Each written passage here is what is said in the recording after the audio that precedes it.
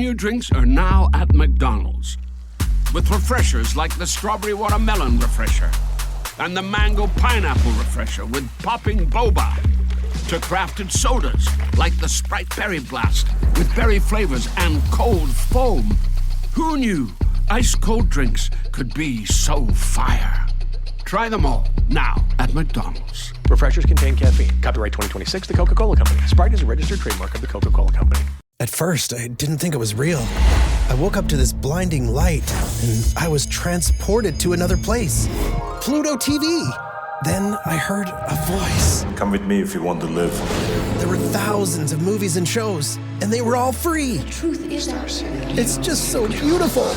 On Pluto TV, free streaming of Terminator 2, Fringe, Arrow, The 100, and The X-Files may cause excitement, loss of sleep, and sudden belief in extraterrestrials. No credit cards or alien encounters necessary. Pluto TV. Stream now, pay never. So good, so good, so good. Everything you want for summer is at Nordstrom Rack stores now, and up to 60% off. Stock up and save on the brands you love like Vince, Sam Edelman, Frame, and Free People. Join the Nordy Club to unlock exclusive discounts, shop new arrivals first, and more. Plus, buy online and pick up at your favorite Rack store for free. Great brands, great prices. That's why you Rack. This episode is brought to you by Alpacalypse, B. McLawyer, Blue Alien Fox, Cassidy Young, Devon Harkenrider, DJ Rink, Dragoon, Flanagan, Yargonaut, Gluthoric, Kayawera, Cathry, Mewcow, Nibris, Pylon Dyke, Renee E., Rouge Soul Eater, Viv, and Vixa Rose. Episode 19, Ups and Downs, Part 2. Life is like a roller coaster. It sends us up and down and... No, that's horrible. Wait, yes, here we go. Life is like a box of chocolates. You never know what you're gonna get. Oh, no. Chocolates are clearly labeled. Life is like a bowl of fruit. No, that's shit. Life is 1 part gin, 2 parts lemon. No.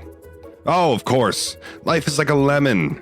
It's yellow and sour and... No. What about life is like a towel? It's always there when you need to get dry. That does not make sense. Like a cloud? What? Come on, man. Think. A balloon? No, the bursting sounds terrible. A sausage? No, for so many reasons. A tree? Why? Because it has roots? So does a mountain, apparently. Oh! A mountain, because, I don't know, solid? Made of rock? You know what? Life is like a roller coaster. That's it. Enjoy. That's good. Welcome back, girls. A different experience. That was the wonderful Cole who has in the past played the role of the Cruzian, because we are at Cruzian's Island. But before we find out what happens on Cruzian's Island after an episode that was full of all sorts of threats and disasters, I'm sure you won't have any of those here. No, never. I should at least introduce the girls and hit us up with some shout-outs on the way. But we'll do introduce first and then shout-outs. But here they are. Hey, I'm Indian. I play Rue. Hello, my name is Stacey and I play Thistle. Hello, my name is Lana and I play Biddy. And I am your Dungeon Master, Corey. Thank you very much. Following Indy's tone, man. Yeah, it's like we've all gone to some sort of... I was stumped by then because you're like, yeah, we'll do introductions and shout-outs, but then we'll do introductions first and not shout-outs. And I was like, I don't know what's going on. You just panicked. Yeah. I understand. It was. I know this was my fault somehow, but it felt like we were at some sort of convention that we didn't want to be at. You know, we were about to present on some sort of findings that we weren't convinced by. Like I was in a group meeting and we're all coming here for support in the support group. Hi, my name is Lana. Let's start with those shout-outs. I'm rounding off a shout-out that I began and then didn't finish. So last time we talked about calm your farm. Yes. Common Australian saying. I do like Australianism. Some of them are things that we clearly stole from other nations, but we have Captain Brassies in our story because of the saying you can freeze the nuts off a brass monkey. or freeze the balls off a brass monkey, depending on which state you're in. It changes around a little bit. But there's always a story about a brass monkey being a little thing that was meant to hold all the cannonballs in place. And if it got really cold, it would shrink a bit and the cannonballs would get loose. I don't think that's why we say it in Australia. We just say it's because it's really cold. But I'm a big fan of Calm Your Farm. And it was Lisa X Hartz who referred to it, and I forgot to say that last time. I just left it out. So thank you, Lisa. On the topic of Australianisms and sayings, Indy absolutely blew my mind and shocked me to my core last year, I think it was, when I first heard her say, do you remember what it was? I could eat the ass out of a dead rat. I'm that hungry. Because there was that, and then there's someone else was like, oh no, I've heard like low flying duck, like the same thing from I'm like, what the fuck is this? Are there any Australianisms that you use that you're like, I probably shouldn't use this one as much as I do, but I just love it? Mine's, we're not here to fuck spiders. Yeah. And that's a very common one that we all know, but we have the most beautiful man at work who's from Morocco and French speaking, and we said it the other day, and he was laughing so hard, and I'm at the risk of butchering the French. He's like, that is very funny, and I do not know why, but I'm laughing a lot. But then, were you there for that? No, but I did also think of the same guy, because like we're so funny. We're slowly exposing him to like Australianisms, and his reactions are my favorite things. Yeah, the one for me was, and I don't even know if I said it or I was just near him, but someone said "love your work," which is just such an innocuous one, right? Yeah, it was good. Love your work. Yeah, and he was like, "Oh, I've never heard that before. Love your work, love your work, love your work." And like the other day, I did something to help him out, and he's gone, "Love your work," like really enthusiastically. Oh, I know. He said that to me the other day. He goes, "Stacey, I love your work."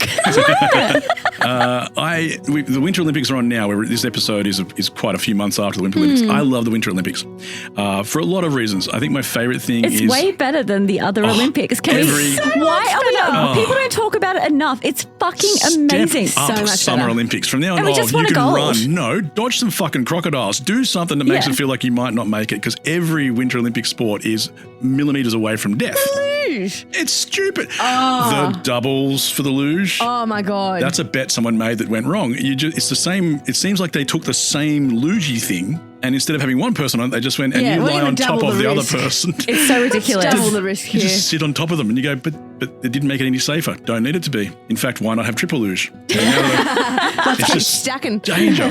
But one of the Aussies who was over there, and I think he did quite well on something, but he couldn't say the fuck spiders line. He was like, it's a famous Australian saying, we didn't come here to we didn't come here to mess around. He knew what he was saying, but he had to hold it back.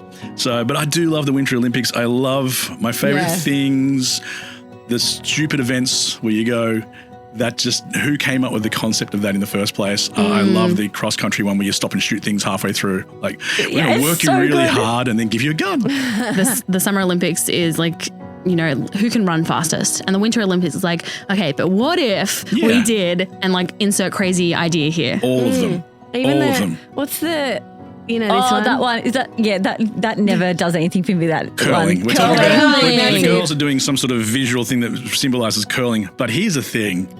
It's a podcast. Did you know? But I watched a video this morning. There's only 8 people in the world that can make the curling balls that are qualified by the Olympic team. Oh, yeah. Right, Judges. the stones, Yeah, and they get the granite from one specific, or I should say Pacific island. Is it from a Pacific island? But not in the Pacific, all It's right. not in the Pacific, but it's in Pacifically. Yeah. The Pacific. There Now is. it's interesting again. It is. It's like all those It little never things. wasn't. I'm like, that's interesting. It's fascinating, and it's not Curling is just not because the fascinating. American mixed team both are called Corey. Really? Both are called Corey. It's a multi-purpose name, and I heard the longest stretch by the commentator on that who said, "I'm going to ring the Corey hotline." And I don't know if you know, that's a Simpsons reference from way back, where you ring the Corey hotline. Yeah, the night. Is it? Hi, this is Corey. Yeah, and he just And says like words she that breaks rhyme. up the bill really high. Yeah. And he just says, "Here's words that rhyme with Corey." Allegory.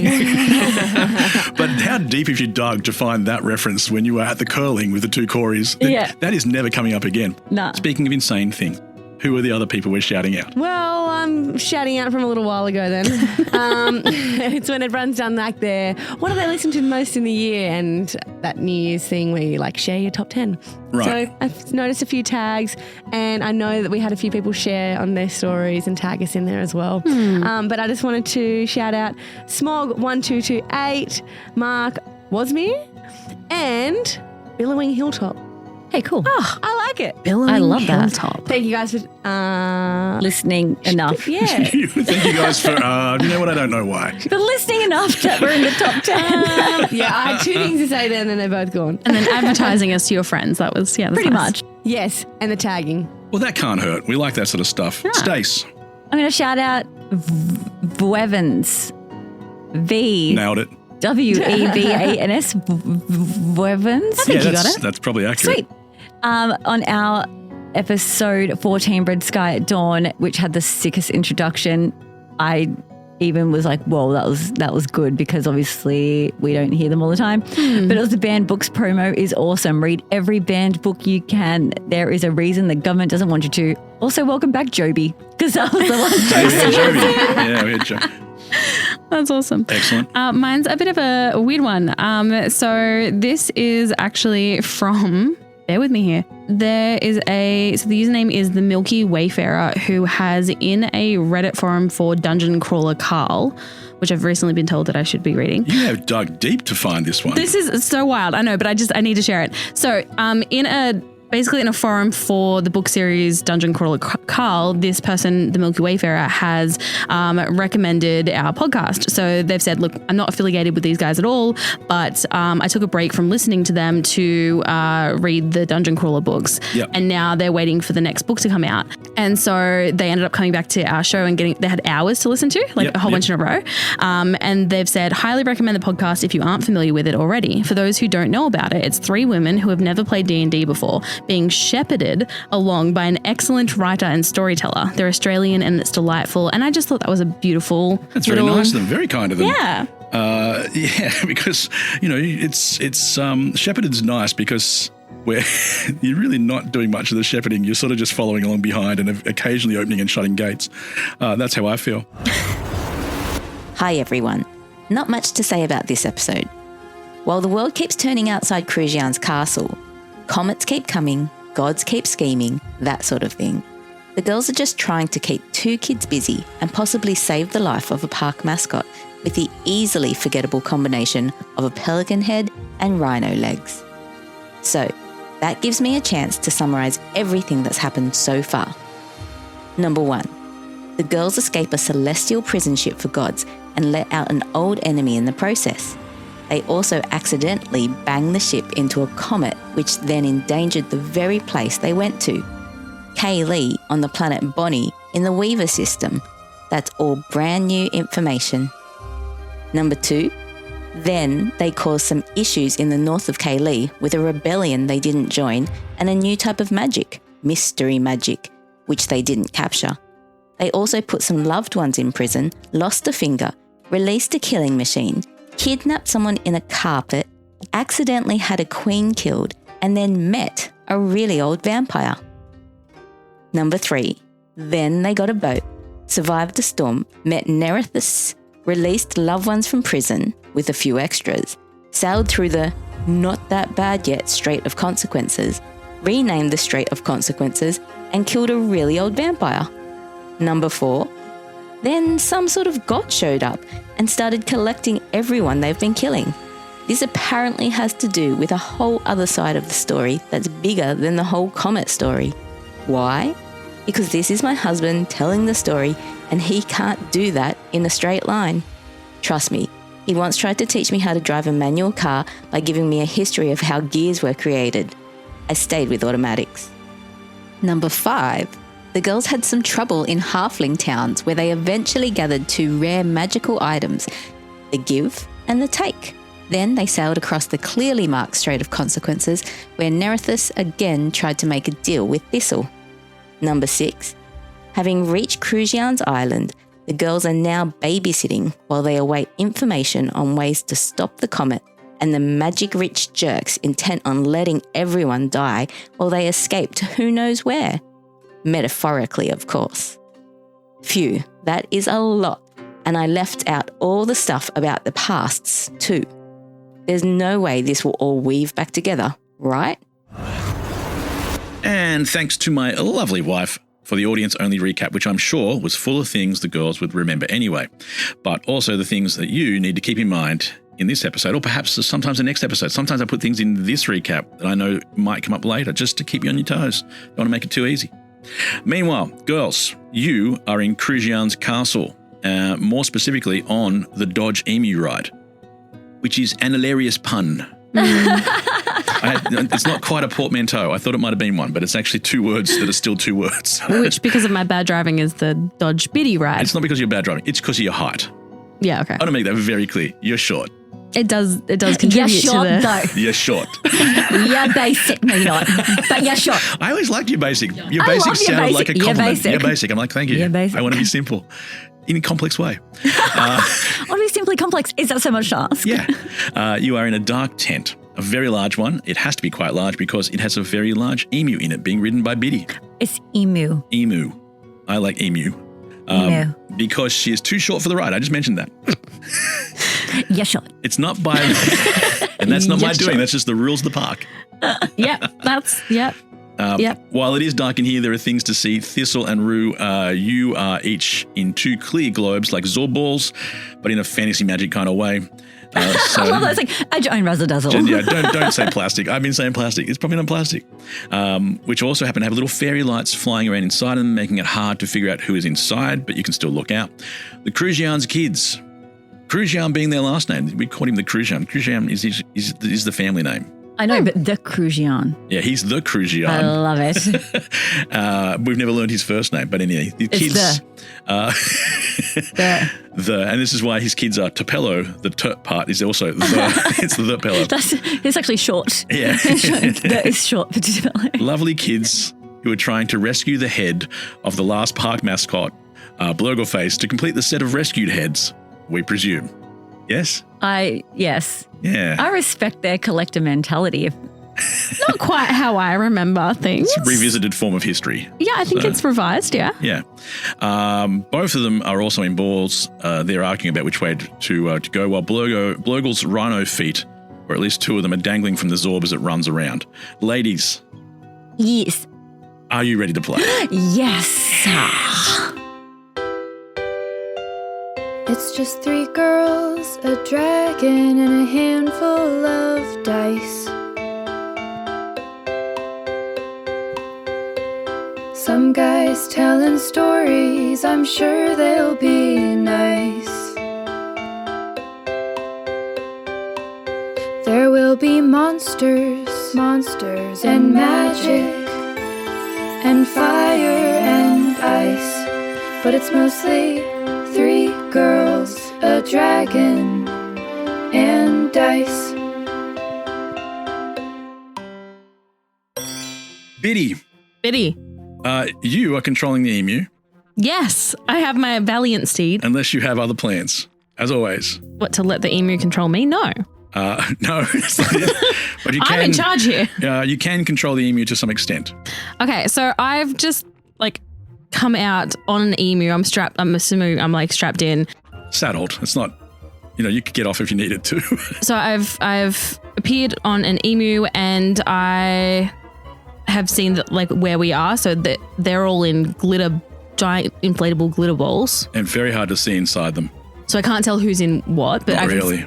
Can I tell there's people in there though? What you can tell, they are definitely moving around, and you know what type of balls they are. So Okay, you're logically, yep. but you can tell your emu wants to pop them all.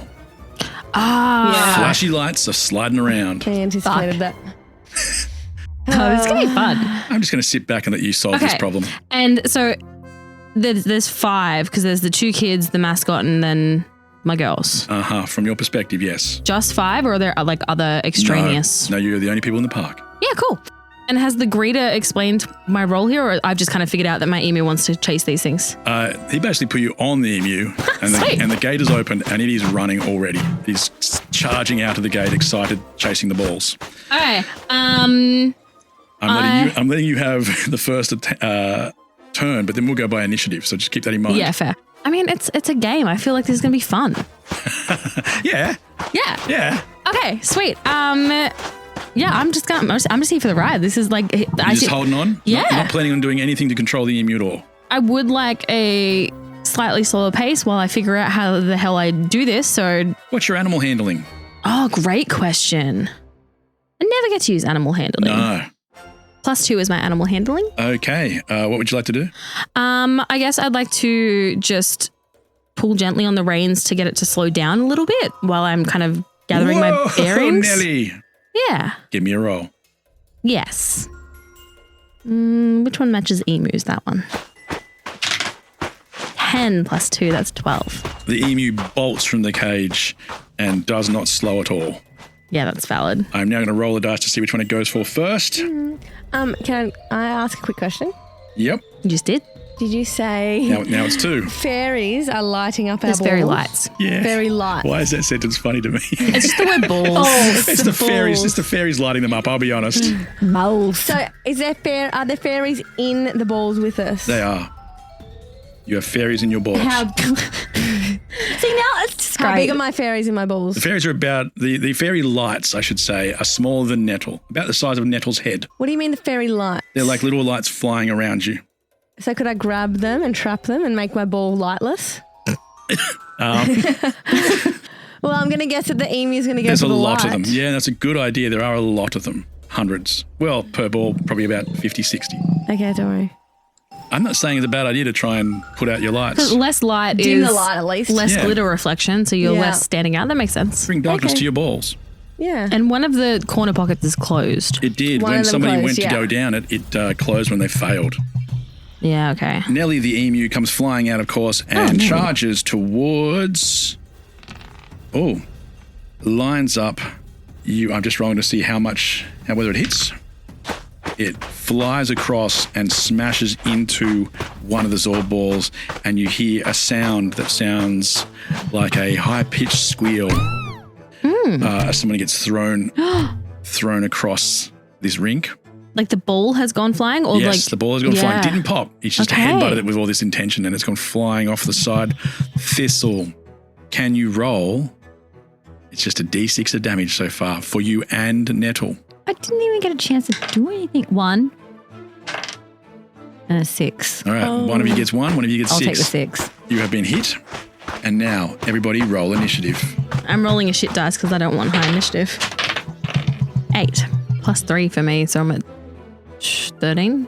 No, that's not how math works. 11 in total. 12. Oh, hang on, I got a plus. Oh, what?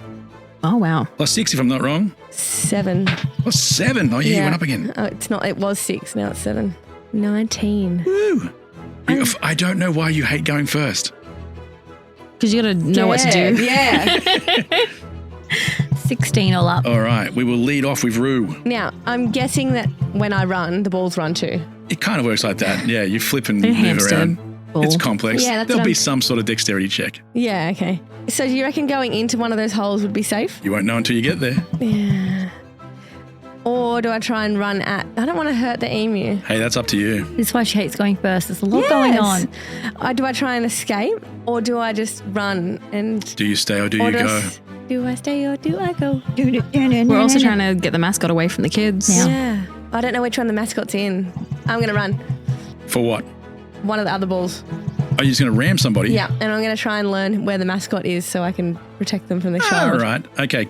First of all, it's a pretty easy dexterity check to move these things around unless something has gone wrong. So give me a dexterity check and let's see if you can get this ball rolling. How'd you go there? Yeah, I don't think I'm moving that far. I got a 1. No, what's that? Oh, it's a 7. Because that's a 1. And dexterity? 7 + 3 to 10. It is actually only a 10 to beat Oh, cool. or equal, but you can move. It's not complicated to move these things around. What are you aiming for? I'm looking for the mascot. So I'm just going to try and run around and find the mascot orb ball. And how would you know it was the mascot one? Because I can see in there. No, you can't. They're a bit cloudy. I did give you a clue though. You did. What was that? Exactly. Yeah. When Thistle's ball went flying, we heard like a noise. A scream? Was that you? Screaming? Yeah, I took damage. You did, yeah. Didn't pop though. Didn't pop. They just... Yeah, be warned, popping is on the cards. What was the hint that he gave us? So if I've been gone flying somewhere You know it's not that one. I know that one ball has gone flying. Do I know which one? Do you know which one that is? Do I know which one? You do hear the screaming sound of a flying thistle and a little noise from high-pitched Nettle. Yeah.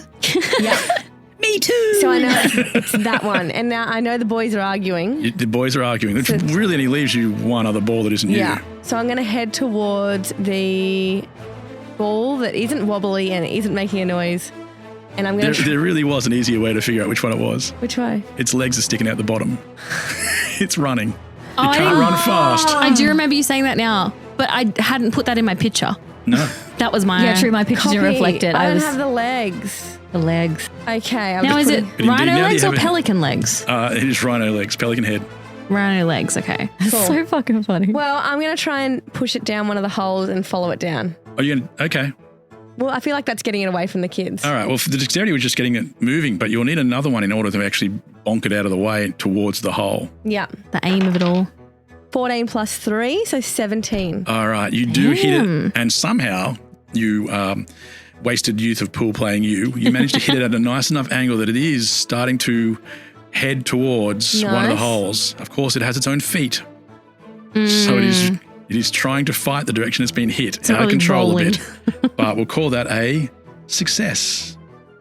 Yay. Do I get anything for that? A success. A success. Ding. Following Rue was Thistle. You're up as your Zorb ball bounces back down to the ground. On the ground now? Not on the pool table? Well, no, it's still the ground, which is the pool table. It's a that's massive okay. thing. It's like it is the floor of the tent. Oh, in my Yeah. mind, I tumbled off a table. No. Oh, I just got hit and then thrown. Yeah. Also, in registering the sound of you screaming, just sorry. sorry. I'm going to psychic to Rue. Yep. Rue, you okay? Yeah, I'm all good. I'm just trying to get the mascot down this hole and follow it down so that it's away from the boys. Yeah, great plan. Cool. How are you? Yeah, I'm good. I'm going to help you with this plan, though. Oh, cool. That Those sounds boys good. are fucked. I wouldn't want anyone. We're aiming towards the top left hole. All right. Okay. I'm coming in hot. Give me a dexterity check to get moving. And if you can get that right, we'll have one to see if you bump it hot. 13 plus 2, 15. Yes, you are flying across. One more now. Can you push this ball towards the hole for a second success? Yep, I'm going to engage my core for this one. I'm going to have Nettle also pushing on the ball, so I want to really, really get that momentum up and happening. My eyes are clocked onto these little assholes. 16 plus 2, 18. That is a second success. You bang into the ball, and its poor little feet are getting faster and faster as it tumbles towards the hole. Oh, wait, sorry. I said my eyes on these little assholes. I meant the I mascot. heard it. The mascot, we're getting them away. We're banging them in. I'm probably yelling, I'm sorry, I know this looks like I'm doing this to you, but we're doing this for you. I think the sentence, my eyes are on their assholes, is the first time I've ever gone, not a shirt. But that's two successes. Well done. 2 successes there for you. And now the kids are next, running towards, well, they don't really know what they're doing. They're out of control. So their dexterity is first. I'm At disadvantage. Actually, their dexterity is based on whether or not they're communicating well with each other. And I'm imagining 2 siblings being like, no, I want to go this. No, you don't understand. We're going this way. It's very wonky. Yeah. But I rolled anyway. And that's what a 2 looks like. Correct. And what it feels like is you see this ball fail to move at all, but it seems like it's wobbling on the spot as they both try and go in different directions. And you can hear them yelling, no, this way, no, this way, no, this way, no, this way. I'm going to tell Mum. I'm going to tell Mum too. And it's the same crap that you normally hear from I'm kids. going to tell Mum too. Yep, and they don't move at all, which is very good news for you because you only need 3 successes to get that ball down a hole. But now we're up to Biddy. We are up to the emu.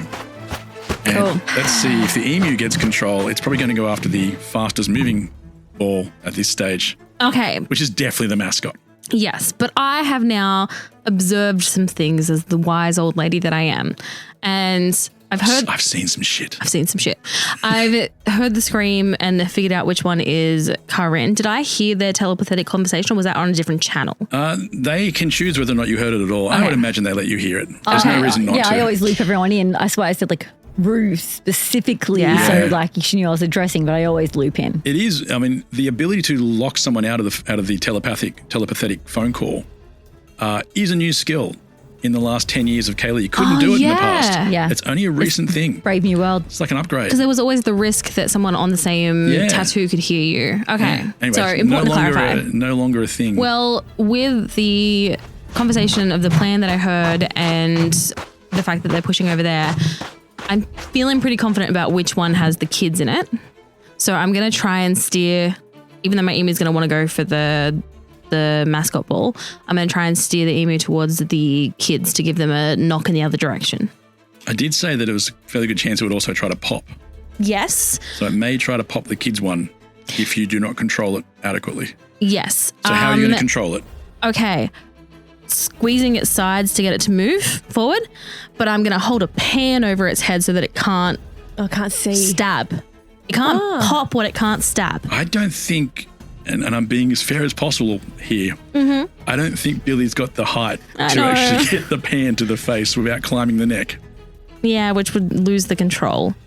So it's up to you which one you'd like to do. Yeah. What if you just blindfold it? Still a long way to that neck. No, it's the beak that I'm trying to get not to stab. I mean, what's the worst case scenario? I pop the one that the kids are in, wrapping them in the plastic as it suffocates them. Oh, so no, I pictured a cartoon, but pop. Sorry. I know. Yeah, thank you for clarifying that. I do not want to smother anyone today. They would be away from the mascot then. It would solve half the problems. And their parents, I guess they wouldn't be interrupting their parents anymore. Sure, they'd be forgiving. Yeah, totally. I'm just trying to steer the emu away from any bubble. All right. Animal handling. I was about to say animal husbandry, but animal handling will be fine, thank you. Yeah. Okay. That is a 5 plus 2. That is a 7. The emu ignores you. Yeah. And starts running towards the fastest moving bubble at this stage. And my skills are limited. I just want to point that out because I have rolled a 1. Oh, okay. For the emu. For the emu. Which means it's going to randomly hit someone else. Can I? Oh, God, I'm so sorry for this. Thistle. No! I know, it's random. It makes sense that you're at the end of the line. Thistle goes flying. 1d6 for you, 1d6 for Nettle as your Zorball slams into the side of the tent and starts to roll back down into the rink. I'm so sorry, I can't aim this thing. 6. 4. I'll take 6. Nettle can take 4. Okie dokie. But I don't know what Nettle's down to at this point. Where are you, Bubba? That would be 5 total for Nettle so far. I'm going to shove him in my titties. Keep him safe. Whee! Yep. Like airbags. I'll absorb the shock. Yeah. In fact, airbags. Next one, I'm taking his damage. You do not have a special airbag power. Airbag titty power in How particular. could he get damaged when he's nestled in my bosom? If they push together too much. No, not with the bra I've got on. It's very structured. Keeps them the corset. Separated up. You do. Your character does have a corset if I'm not wrong. Yeah. Sorry for actually actively showing you on my person like this. This is probably uncomfortable for everyone. I'm trying to remember the name of that middle bit that Can I point out, Stacey, splits them. this is not a visual podcast. I know. My airbags wouldn't save That's anyone. just for you. The listeners are upset about that moment. Like Yeah. Good Lord. Nettle is looked after. Next on our... Me. Yeah, well, I'm going to try and push one last time that mascot down that hole. Hit me with a dexterity check to see if you can keep this Here thing we go. moving. You Can bounced we off. keep You've got to going? change direction. It's a 16 plus, what did I say what it was? Oh, 3. Yeah, it sounds good to me. That's you just getting control. It's the next one that matters. Oh, It's sugar. 2 in a row. How was this one? 1. No. That's the second one I have rolled this game. Well, just like a normal game of pool, just when you think you've got everything lined up, it clangs off the back of the hole, and that hole slams shut and is gone, and your successes are all gone with it. Oh, what, do we have to start successing again? Yeah, you're aiming for a different hole now. That hole is closed. Oh, the hole's gone too. Yeah, we failed. I mean, I failed. Fuck. What else would you like to do? That sucks. I don't know, sit here and sulk. That's what I was going to say. Just sulk about it. What else is there I'm to just do? going to cross my legs, put my ball down and cross my legs. Okay, first thing is, that's like much less comfortable than you might think. Secondly, imagine the pinch. Secondly, you are still rolling. Oh, well, I'm just going to tuck my legs up inside my ball and just roll with it. And just go with it. And hopefully I'll get spat out the hole. All right, you are rolling. You want to see if you just get in a hole by yourself without them. Well, not With the really, but I'm momentum. just going to see what happens. All right, you bounce off. And you know when you do take a shot and the white ball goes into the wrong hole just after you miss a shot? It does increase your chances. I will roll for you. You do not go down the hole. Oh, yay. You ping and pong around the table a bit more until you start slowing down. But that takes us to Thistle. What's up? Thistle's fine. Just been belted around a few times. Yeah, that doesn't suck at all. Not at all. That's awesome. Yay. What's You're in up? a Zorb. I'm People still do- taking damage. I've people taken so much damage. do that for fun. I mean, if you could just take out the emu that I'm on, that would probably solve it. I cannot control this thing. It is a big emu. And I don't know if I want to stab it. Because, living creature. Okay. Bonk me back. Bonk you? The mascot is heading towards one of the other holes, I guess you could say, like slowly, but it is actually heading. Okay. So it's kind of taking care of itself at this point. No, it's just rolling. It'll probably come to a halt. Well, it's not really rolling. It's running. Running and tumbling. We just need to stop the kids from It looks out of interfering. control. All right. Perception on the kids. What's happening with them right now? Give me the roll. 18. They look like they're starting to get their act together. No. Not on my watch. Oh, you're going to line them up. I'm lining them up. You are no. Nah. Right, let's go. Let's run. Dexterity. Dexterity. Unless you've got another plan. I don't, and it's a crit. Nice. Don't need another That plan. crit means you don't have to roll the twice, you get both. So, because normally you have to get control of it first and then see if you manage to hit them. You Crit, hit them crit, and they crit. go flying through the air, which means they both take a d6 of damage. Good. Oh, I forgot about I that. wonder how many they've got left. We pushed them down a hole instead. Yeah, and then we're stuck with the emu. Yeah. You do hear two kids going, ow! And you think to yourself, Sucked in. what have I become? That is what you get. They're not hurt. They're It's just- specifically hurt, hence It's the a bit damage roll. damaged. That's what that word means. Thistle, do you want to do anything else? Having belted them flying, it was a pretty impressive move. Yeah, I'm just going to sidekick to the gals like, see that? Belted them. Belted them. Hear them? Wow. That's what you get. Girls, the excitement from her voice gives you both inspiration, but only within this tent. What does inspiration do again? It means you can re-roll something. Oh, cool. And we are heading to the kids who are coming down and angry. And they're heading straight for Blurgleface. And my successful rolls now, 3 rolls, totaling 5. Totaling 5. That was another 2. Okay. They are so angry that they're discombobulated. Yes, And great they're word. starting to disagree with each other again. Good. And it's going Good. nowhere. Man, this should be a much more complicated challenge. These kids were meant to be knocking that Blurgleface bubble all over the place, but instead, it is not working. That leads us to Blurgleface. And Blurgleface has corrected and is running towards one of the last 2 holes.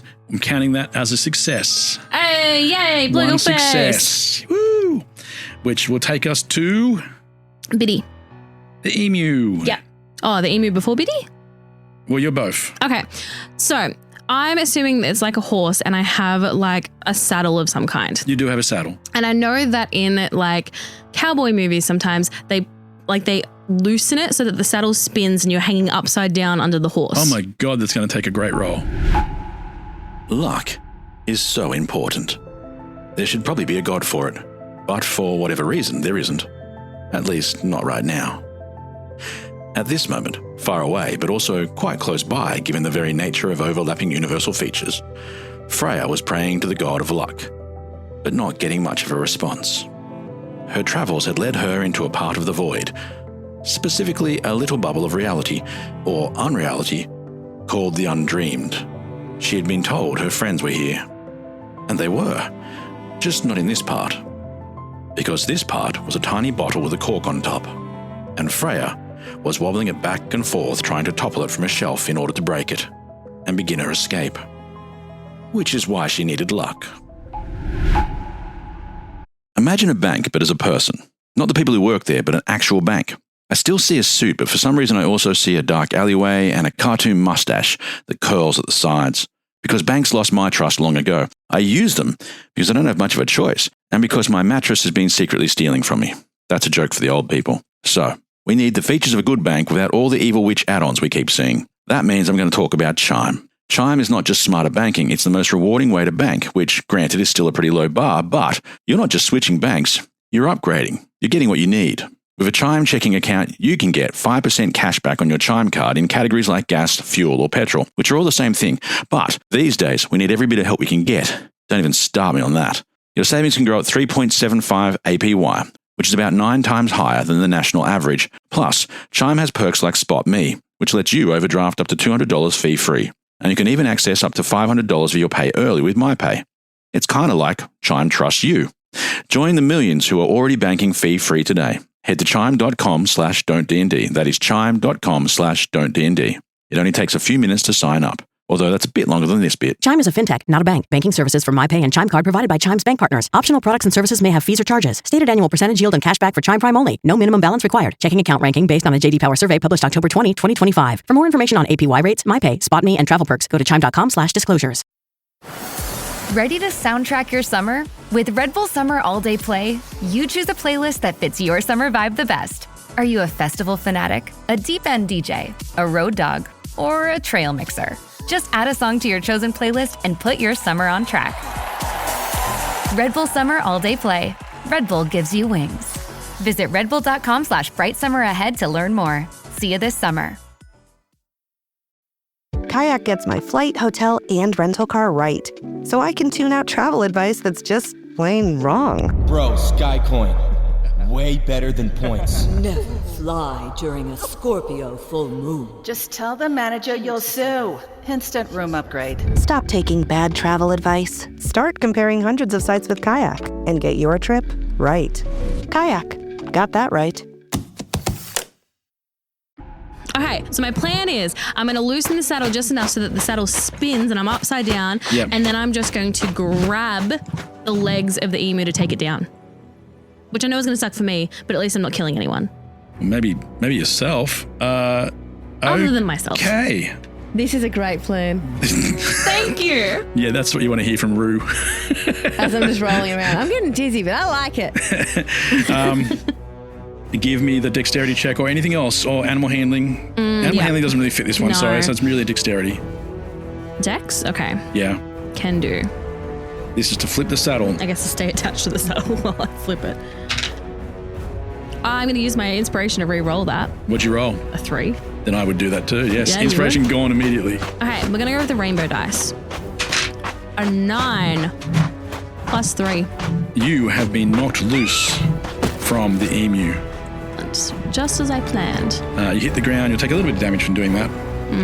3 points of damage as you slam into this dodgy emu's rink. I guess I'm going to... Which direction's the emu running in? Towards the center. Who's closest to me, I guess?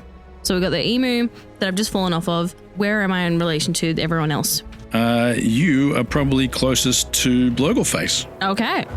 I'm going to start running towards Blogleface so that I can hopefully help in my next turn. All right, you get pretty close. Pretty close. We are back to Rue. What would you like to do?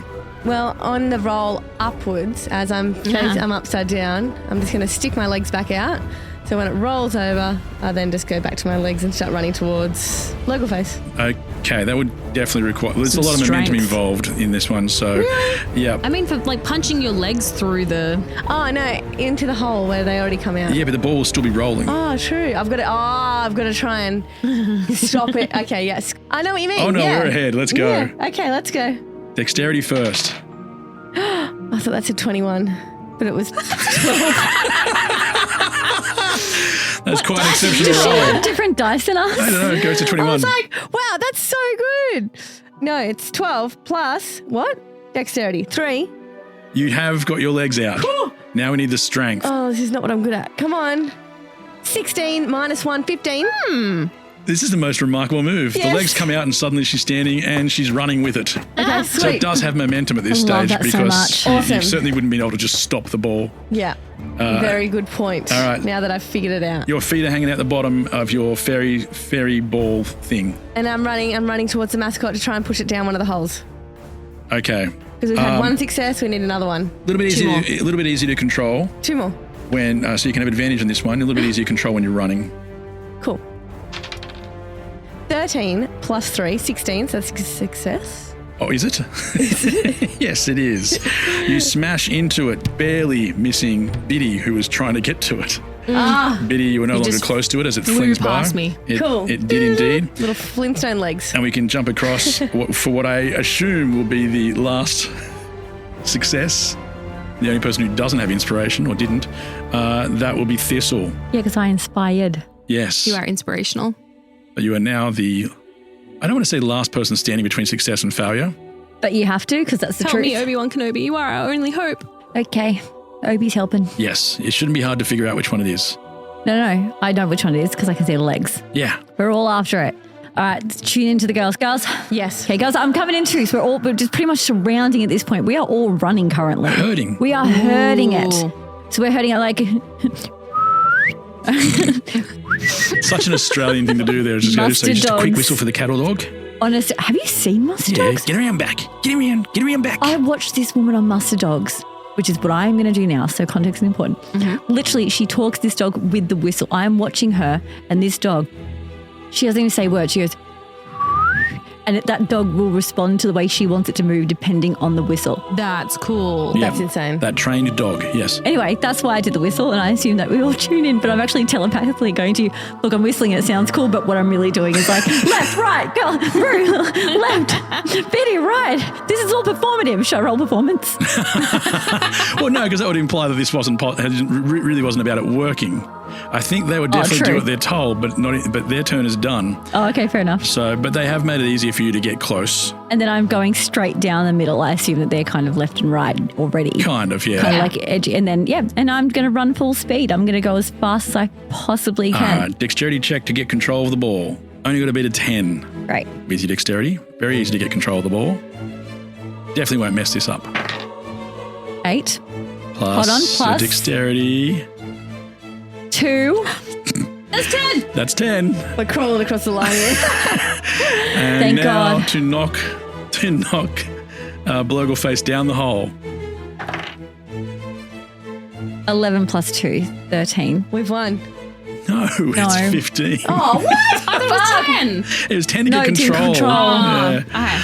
Oh, dear. God, get in the hole! On your own! But she tried to. She was running toward it. Blurgleface smashes off the back of that one as well. Does that mean that hole shuts? It does. You hear it slam shut. There is one hole left. Oh my God. This is stressful. Blurgleface hits the ground, flings off, and starts heading already towards the last hole. Again, can run. Is trying to get to the hole. We were trying to help them try. All right, I guess Oi! Someone rolled 20? a crit. Someone rolled a go crit. Blurgle! Blurgle, double success. You only need one success for the last hole. Blurgle. Look, I rolled a 1, a 2, and a 2 or something at some stage there, so I'm taking that. That is a success. There is bad news. Between the success and the hole is the emu. Oh no. And the kids. Fucking hell. But Biddy will need a new initiative. Oh, I'm not with the emu anymore. No, so hit me with that. We'll see where you slot in. 9. All right. Plus 3. I got the same initiative, 11. Now, it was a long shot. I was thinking maybe it'll fit in underneath one of the other ones, but it didn't. So that puts the emu in charge. The emu charges the fastest moving ball at the moment, which is the mascot. And I am back to missing. That is a 6. And the emu swoops on by, makes some sort of noise. You know the noises the emu make. Yeah, I know. Is that it? Small kookaburra. No, it was just... No, they do the gulping noise. What? Like that? Gulp, gulp. They have to get it out of their throat. noise. It's a I thought horrible you were noise. I thought you were being a shit stirrer and no one knew what an emu sounded like, and so I was like, oh, this is my time to shine. Just make a fucking random noise, Lana. It'll win. And everyone's like, what are you fucking talking about? Yeah, bold choice in front of Stace. She it's knows. Guttural. Yeah, it's a I've weird never heard noise. this. It would definitely be a sound effect we hear at that moment as it flies by, head tilted towards the Zorbit mist. But that leads us straight into is the kids next. Oh. Stupid kids. The kids fighting each other, trying to get control. What is going on? Okay, I know I rolled a 20, but all right, that's a 4. I'm Lana-ing this. She's a verb now. The kids do not get control as they continue to argue and have done so for the entire time, pretty much. Taking us back to Rue Oh, thank God. with a reminder. I'm running already. with a reminder. That I only have one success hole to go. One success. One hole. One vision. One voice. One time, one opportunity. One goal. We're all doing different songs. One true religion. 16 plus 3. You have control of your ball. Oh, fuck. Now this roll is the one that matters as you steer it into the hole. It's a 20. No, it is not. Yes, it is. I'm looking. Have a look. Oh, it fucking is. Yeah. Now, See, this is why we don't lie. She'll fail and she'll use her inspiration. Yeah, it's not an 02, it's a 20. Are you sure it wasn't a 21? You hit her hard. Yes. Like a proper shot. And she goes slamming down the hole. You can hear her as she goes down the hole. Sort of. There's some happiness to it, but also shock. Yep. Cool. And she is gone. Now, the order remaining after that is Thistle. Can I roll in after her, considering I got a 20 and it was a really strong shot? You absolutely can. Yes. Which would normally cost you the game, but in this situation is the right move. Rue goes through. Thistle, you're up next. I'm going to run interference on the kids. I know they're after the mascot, but we still need to keep them really distracted. Yes. Yes. Okay. What do you want to do? Roll in front of them and just like steadfast. Block. Okay. Give me the dexterity to see if you've got control. 8 plus 2 again, so yes, you managed to get in front of them. Biddy? Where is our emu friend? At the far end of the rink now, having it was chasing. because it missed and went running past very quickly. Okay. But ready to turn next. Can I make a dash for the open hole to get? Oh, good call, because it would take a dash Out of here? to get there. Yes. So you dash towards the hole and jump in. Yes, please. Woo! You hear the noise of Biddy fading Swan away. dive head first. Everyone in the rink hears the noise fading away, but Rue, you hear the noise coming towards you. Mm-hmm. And that takes us to the emu. Yeah. Thistle was the fastest moving ball a second ago. And I continue to be abysmal. I know. Yay, It was for a Thistle. 9 total. As the emu goes running by again, out of control. Saddle's probably causing some issues now that it's dangling between its legs. But that leads us to the kids. They're trying to fake and bake. They fake left, run right, and succeed in agreeing with each other long enough to get around Thistle. It was an 18, that's a good roll. And are charging towards that hole. Fucking hell. And that is another good roll. So they are down the hole, 17. So the order, down the hole, because I assume Thistle you're just going to follow now? Yes. Down the hole, Blurgleface first, followed by Rue. Boys? Followed by Biddy. Then the boys, and Thistle bringing up the rear. Now, each of you shoot. We agreed not to use that terminology. Why did you have to say that? And Thistle, bringing up the rear. Because it's a normal sentence among any other human beings. I know, but Among this you, is- you're like, we might as well have said bringing up the arsehole. I didn't. She's coming up the back. Yeah, I'm not a sport watcher, so like I know that's a common phrase maybe in sport or racing or something, but I don't use it in my life personally. We agreed it won't go on a t-shirt, but what about like juicy sweatpants just along the back of a pair of sweatpants? Up the rear. I was in, where was I? Super Cheap Auto, a place that just sells stuff for cars the other day, except they had a corner for juicy clothes. I'm like, is that how far Is juicy that have bad? fallen? Are you kidding? It's just around the corner. We can go now. Excursion. Oh my God. Grab the cameras. I've seen people wear them as jokes. Yeah, I thought we were wearing those ironically. Yeah. For like so costume I didn't realize parties. they were like properly, they were sold. They were real. Well, what did you think people did? Just made their own juicies? Yeah. I thought we bought them from I the thought they costume bedazzled store. their own, yeah. Car parts, apparently. There you go. The balls come shooting out of the hole in the order as we previously mentioned, and each of you find your way out of them, but just long enough to see Blurgleface still running, but laughing now because she got away. Yay, I'm so happy for Blurgleface. I am too. I like Blurgleface. It runs through what appears to be a suddenly beginning parade, like you do see at theme parks. There are floats everywhere, representing famous movies that the Crugian has fabricated for his kids. Yeah. There's a princess being sacrificed to a volcano. There's a friendly dragon on a float with glitter pouring from a wound in its chest caused by a huge ballista. Oh. There's a float that looks like a massive moonscape with animal astronauts in like steampunk style outfits that look more like diving suits jumping high on ropes. but each of them is tapping at the oxygen meter on their arm as if they're running out of air. There's a bear, some cats, a beaver, and a few others. Quite a few. And it looks like they're in trouble. You don't see where the mascot goes as it weaves between them. You kind of see as it weaves into the parade. The boys are coming out a little bit behind you. What would you like to do? Such a fun parade. It is a fun parade. Are we following this mascot? Yeah, we do. Or do we just wait for the boys to come out and capture them? Yeah, I think the mascot's like good. It's on its way. We're really just trying to save the mascot. The boys, as far as I think I'm last in this line. Yeah. But where were the boys in line? They were after. They were second last. They're in front of you. Right. So I'm going to suck again. Girl, stop. Turn around. I'm behind. We could have them circled. If you two just turn around, we circle them. Yeah, good idea. Okay, great plan. Sounds good. Great plan. Yeah. But the girls, I said you got out of the Zorbs. Do you want to stay in the Zorbs or do you want to get out? Now I'm envisioning like, as we go down the hole into the tube that just pops off me. Like a birth. We're Well, birthing you were out. kind of legs out. I don't know how that would have gone down the tube, but anyway, your legs were a little bit out anyway. So you are outside of the Zorb, Biddy. Didn't have a Zorb. You were Zorbless. I was too short for the ride. Yes, of course. And the kids come shooting out and do not get out of the Zorb. They're coming straight for you. Oh, shit. Steadfast. Steadfast. Hold. Hold the line. Hold. Oh, it's hit you real hard. You have gone flying. Biddy, take a D4. Okay. And roll it. Sorry. Shut up, you fucking ass. Sorry, Karma got me. I got 4 damage. There you go. The dice gods have spoken. Rude, take a D4.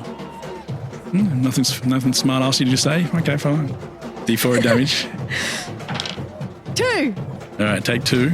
Oh, thank God. Should I pop the Zorb on them? Like, Yes, just get pop. my little knife and just pop it? Pop that You can give it a try Yeah. as it comes past you. Yeah. I don't want to stab the kids, obviously. But it is hit you really hard and is knocking you flying, so you'll be at disadvantage for this attack. Short sword or is it a dagger? Short sword. Short sword. 16. And 5. Yeah. Plus 6. Okay. The Zorb is fine. What? The Zorb is fine? You missed. I did. Oh. I mean, it's a Zorb. You only had to hit it, but it dodged out of the way. Or more accurately, it knocked you out of the way, so you didn't get your hit in. I meant I was using my longbow. Probably would have helped as it got away. It is also now weaving between the parts of the parade, as I said. Oh, this is These very interesting parts of the parade, these floats. Yeah, what's with the sacrificing princesses and dragons? They're just different shows. The Cruzian, wanted to raise the kids and was trying to teach them stuff and had all these really interesting movies that he made, animations that he invented himself. 3-dimensional ones they would have been, but now they're just being represented by floats in the theme park. I like the idea of the story of the dragon with the blister. That sounds like a really emotional story. It could well be, and right now it's just a dragon who keeps pointing towards the wound as glitter comes pouring out. Oh. If I help the fictional dragon, do you think he'll be our friend and fly away with us? There is only ever one way to find out in my games. Okay, but we've been knocked flat, and then I guess you've come running out to see us knocked over. What you see when you get positioned better, I guess you could say, is a Zorb just shooting off and you lose it behind this big parade. I want to acrobatics because we've got lots of obstacles. I want to have my knife in hand because I've got a little knife on my thigh. Sure. And I want to run as fast as I can, chasing that ball, hopping any hurdles. The plan being to jump onto the ball. I'm assuming I can get onto floats and things and jump down from floats. Jump down onto the ball, little flip, and then boom, stab straight down. So you can definitely dash and you'll be within sight of it. All right, I think I have to do that anyway, so I'm going to dash. A dash takes your action. Oh, fuck. So you run and jumping between different floats. You hear the animal astronauts calling out for help as they tap their arms. You dive past the dragon as glitter blood comes out, and you slide past the princess who begs for help as she's being sacrificed to the volcano. And you see the ball in the distance heading towards... Well, following, you can see the mascot is also in the distance, heading towards the river rapids. Girls, what would you like to do? Should we save that princess who's getting sacrificed? As feminists, I think we should. Fuck the dragon, though. Well, no, my goal is the dragon. I want to save the dragon, but you can save the princess. Go for it. I love that we're both distracted by the parade successfully. We're like, Thistle's got this. Oh, I'm going to have to save the princess. I just didn't want to leave her there. She's screaming, the poor little thing. It isn't even hard to save her. And Yeah. as It's a 90s float. children, I'm just seeing Princess Peaches. Yes. You know, the bridge and the thing and the lever and what's his name? Bonzo or something. I don't remember his name. Bowser. Yeah. Bonsai, yeah. This one, as I said, is not trademarked, so you do see a monster there lowering the princess into the volcano, and his name is Bonza. Well, I'm going to run up that parade. What is it? The float. The float, that's it, yeah. Yeah, and look, it's an animatronic thing, except for her. Yeah. So Bonza isn't that hard to get in front of. He doesn't try and Cool. stop you, and you pull her down to say, she says, why, thank you. I say that's okay. Why, thank you. She says, you have the markings of a great leader just like me. And she hands you her tiara, Oh, I get a tiara. which is pure silver and twisted into very elaborate shapes. I have to keep writing down all the stuff you I guys are have a getting. ring and you've got a tiara. I got gauntlets. Yeah. And gauntlets. I've got the gauntlets. Good work. What does the tiara do? Well, I don't know if the tiara is magic. I'm just going to put it on. You put it on? Yeah, I put the tiara on. You sure? You don't want to think it through? No, it's pretty and shiny. As soon as it appears on your head, you are instantly granted and are already wearing a beautiful princess dress, Aww. however you wish to describe it. Okay, it's blue and white. Nice colour combo. Yeah. It is... It is flouncy. It's like a corset on the top, Yeah. and then it's white at the top, laced together at the back, and then it flares out with the blue. Oh, like what do they call the bottom bit when it really goes out there? Like it looks like they're wearing an umbrella. Yes, it's like a ballroom dress. Yeah, instead So of, you like turn into the princess? Or you get a dress? she just gets a dress. Oh, okay, cute. Got it. Yay. Biddy, you see this in the distance as Rue suddenly is wearing the most delightful dress. Blue and white. Beautiful. It's a little surprising to you. She wasn't wearing that seconds ago, but she is wearing that. I mean, I'm dazzled for a moment because Rue is already someone that kind of is dazzling. Then you add that and it's like, oh, okay. But then I gain my wits and I would like to attempt to help the dragon that's bleeding glitter. Okay, how would you like to do that? Well, I'm a little worried because glitter kind of stays with ya. So It does. I don't know if there's any hope. As they say, the herpes of the craft world. The herpes of the craft world. A well-known saying. But I would very much like to help. I feel like with blisters, it's like, especially if they're bleeding, like you need to cover them so that they can It's dry out. not a ballista. A ballista, the thing that shot it. They shoot large arrows. It's got a huge. blister. Yeah, it definitely doesn't have a blister. It does have the large. It's like a giant arrow. So you're saying that this animal has a thorn in it? I'm saying it has an arrow in its chest. All right, I don't know if you know this about Biddy, but I'm pretty buff. And I am going to, I guess, attempt to remove it. Sure. Strength check. Is it like normal first aid? If I do that, it's bad because it'll bleed out. This is definitely not first aid. It's fictional. It's fine. I'm gonna attempt to rip the thing out so that I can then bandage this poor bubba up. All right, give me a strength check. Ooh, okay. 18 plus 2. Oh, damn. Is that all right? It comes out easily. Yes. And the glitter stops flowing. The dragon says, why, thank you.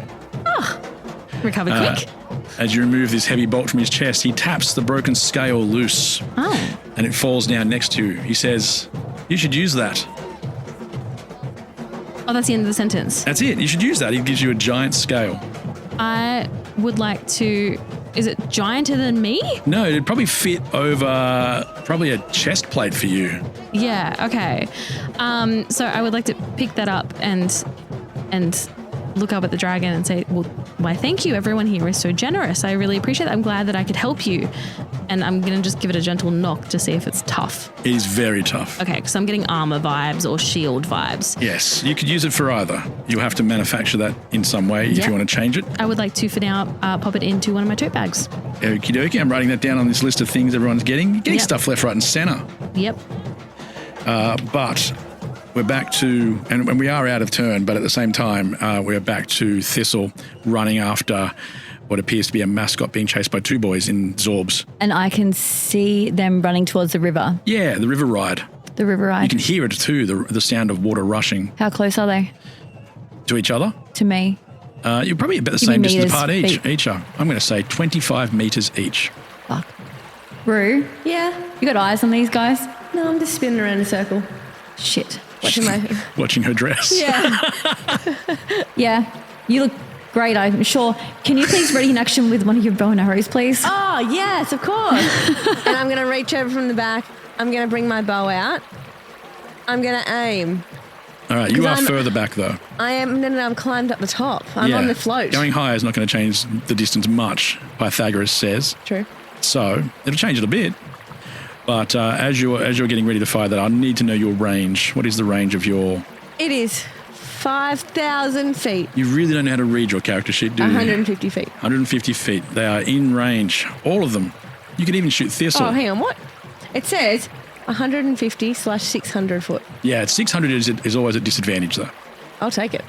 150. They are actually closer than that, though. You are within your range. Okay, cool.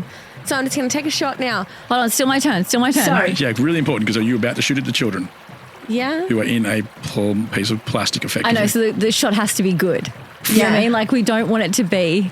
Is it risky? Rue. It is risky. We just got to... The children, we're just going to graze the side. This is true. Do we so take the I want to risk? run. I'm not dashing. It is dashing. Oh, it's still dashing. The balls are going fast. Okay, well then how about I throw my knife like a whoosh. Ooh. Again, at the boys in the bubble. Yeah, a knife wouldn't go as far as through. It's a dagger. It's not going to go through. A couple of layers of plastic. Yeah. Or the equivalent of in the fantasy world. Well, I mean, I've been in Zorba. I remember it's like you got two layers. Yeah. I just need to get one of them. Okay. All right, so I do have my dagger. Range 20/60. Don't know what that means. 20 feet, 60 feet. And you asked me in meters how far away. Yeah. And I said 25 meters. I don't know what that is in feet. And when I did the calculation in my head, so you multiply by 3.281. Yeah, of course, naturally. Of course, yeah. And it is 82 feet, 0.021, also just in my head. So I can't reach them. No, unfortunately. Even at disadvantage, you wouldn't be able to get there. God, it's really hard not being able to use magic. They can use all the fucking magic they want. I want that fucking book. All right, should I shoot them? Don't you turn yet, baby.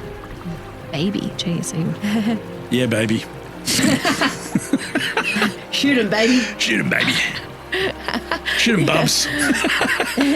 Make it weirder. Your face. The last holes are really getting to me. Being less concerned about not harming them. Yeah, it's like I've got to stop them, but also not harm them. Shit, I don't think I've got much choice. I think I'm just going to have to... Stace, I will do something here that I know is wrong. I know this is wrong. Don't at me. People who are at home going, you can't change the rules like that. Of course I can. I know that if a normal roll be at 20 feet or less, disadvantage at 60 feet or less, I'll let you roll at double disadvantage. So you have to roll 3 dice and take the lowest number as this Zorb dice heads over the hills. Or you can come up with something else. I'll let you do that. What does that mean? It's like the most hectic throw you've ever thrown in your life. And it's I've got to roll a triple disadvantage. Yes. This absolutely should never work ever. This shouldn't work. Great. And it's probably not going to. But that's okay. And for this, because it's such a special occasion, I'm not going to roll 1 dice 3 times. No, I'm going to get 3 dice. Because I think that's just a sexy thing to do. That. So excuse me while I get a nice colour palette going. Yeah, okay. So in the meantime, while I find these dice, which I now have, I'm going to channel. I'm going to go in. I'm going to go into myself. I'm going to take one deep breath. Centering. I'm centering. I'm cleansing. I'm getting in touch with my inner god, Corinne. I'm like, Corinne, if now was the time to ever show yourself, it's when I really need your strength and not your magic, because these little boys are such fucking shits, Corinne. You've got no fucking idea. Fucking idea. I'm 20. I don't want to be around these stupid kids. They're so annoying. And I have to stop them. And they're just like such pieces of shit. I need you just to give me some strength and some focus, because I got to tell you, my range ain't good. My range ain't good, Corinne, but you are a fucking god. So please, I don't know, do something with the wind power and just push it or something, but without doing magic. I don't know, Corinne, help me out. I'm centered. I mean, it's almost 4 times disadvantage now because they're so much further away. No, like that happened really quick. We have an 18. We have another 18. And we have a 6. Oh! No! Motherfuckers! These little shits! Wow. Fuck! That's so Corey's fault. He could have just said disadvantage. No, the rules Well, the clearly. rule was- I was doing extra for you. You did. I understand that. The knife clangs to the ground. This was not the only important knife in the universe. In fact, there are many. At least 5, and this one, the one just thrown, was only important for a moment. The others, though, they have a power beyond expectation, especially if it was the sort of knife you'd otherwise find in a kitchen drawer. Death has a knife. Not just the big sickle either, a little thing used to slice between realities, to pull someone through from the place of the living to the place of the less living. Nerith has had one too. She'd held it close in her hand not all that long ago, but pushed it back into a drawer and went for a walk along the beach instead. The sorceress known as Memory had one as well. It could cut between 2 pieces of captured reminiscence and weave them back together. Quite a skill, if she could control it. And none of those knives are the important ones.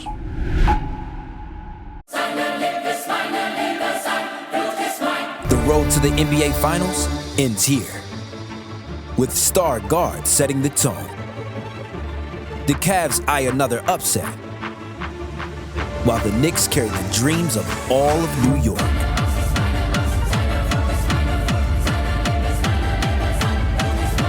The Eastern Conference Finals continue on ESPN and ABC. 1, 2, 1, 2, 3, 4. Give me a break, give me a break. Break me off a piece of that Kit Kat bar. Give me a break, give me a break. Break me off a piece of that Kit Kat bar. That chocolate crispy taste gonna make your day. And wherever you go, you'll hear the people say, give me a break, give me a break. Break me off a piece of that Kit Kat bar. Have a break. Have a Kit Kat. Hey, I just Venmo'd you for rent. Nice. Now I can instantly spend it whether I'm checking out online with Venmo or using a Venmo debit card. Say more. More exactly. Because the more you do with Venmo, the more you get. Like earning up to 5% cash back with Venmo Stash on a bundle of brands. So, order more pizza. The math demands it. Get the Venmo debit card. Venmo Stash bundle terms and exclusions apply. See terms at venmo.me/stash terms. Venmo checkout not available at all merchants. Venmo MasterCard is issued by the Bancorp Bank N.A. Seconds ago, Thistle threw a dagger towards the Zorb ball style thing that the kids were running in, chasing after the mascot, only to realize that they were well out of her distance as the dagger bounced and clanged into the ground. But the good news is you did see where they were going. They were heading to the river ride. Yes. Off the float and head towards the river rapid then. You are wearing a lovely dress, though, having just saved a princess's life. Oh, Yes. it'd be like billowing behind you as you run. Oh I'm my gonna God. Have my pick the front of it up. Yeah. And just toddle along It's got a petticoat, the whole thing. with my arrows strapped Yep. to my back. Excellent. Yes, the overdressed Rue is flying along. So cute. Comes flying past Thistle, who's like, "What is going on here?" But it is up and around the corner that you can see or hear the ride that you hope they're going to. Yeah, cool. As you approach, you hear a scream from nearby, and the park greeter appears again, walking out from behind a bush, brushing himself down and attaching a name tag to his shirt. This guy. What's his new name? Let's find out. Fun. Hello, I'm George from Kirkcaldy, Scotland, and I play... Oh, what the hell is my name this time? Yes, here I am, Dalef Ogrinson. Jensen? Of course, and I am happy to welcome you to this ride, and I thoroughly vouch for your safety. I vouch Although, for it. if you wouldn't mind just signing this document here, here, here, and also in all these places, and here. While you're doing that, let me explain the safety requirements of this ride. To the best of my knowledge, you just need an inflatable vest, a helmet, these goggles that do nothing, a complete will and testament, and perhaps the luck of the gods. And to keep your hands inside the ride at all times. Ooh, enjoy. Right. This sounds ominous. Keep the hands inside. Yep. Wear the gloves. Was there gloves? Inflatable vest, helmet. Gloves? Inflatable vest, helmet, and goggles that do nothing. Oh, that was it. Goggles. Yeah, the gloves. Gloves. That's why I was like, hands already inside. What do I need gloves now? Rue is looking for those Incredible really vest. long gloves you can get that will go up halfway to your arm to match your dress. Yes. And completely not wanting to put on the goggles as they won't match. Helmet. But And- you are now standing at the base of a rather large ride. Am I tall enough for this ride? There's not even a thing that says, "Are you tall enough for this ride?" It's just conveniently for anybody. Yeah, cool. So anyway, I really want to go to the park greeter, sorry, whoever this guy is who's not the park greeter, hands you some goggles that don't have any lenses in them, and you each get a helmet. But first of all, who signs the document?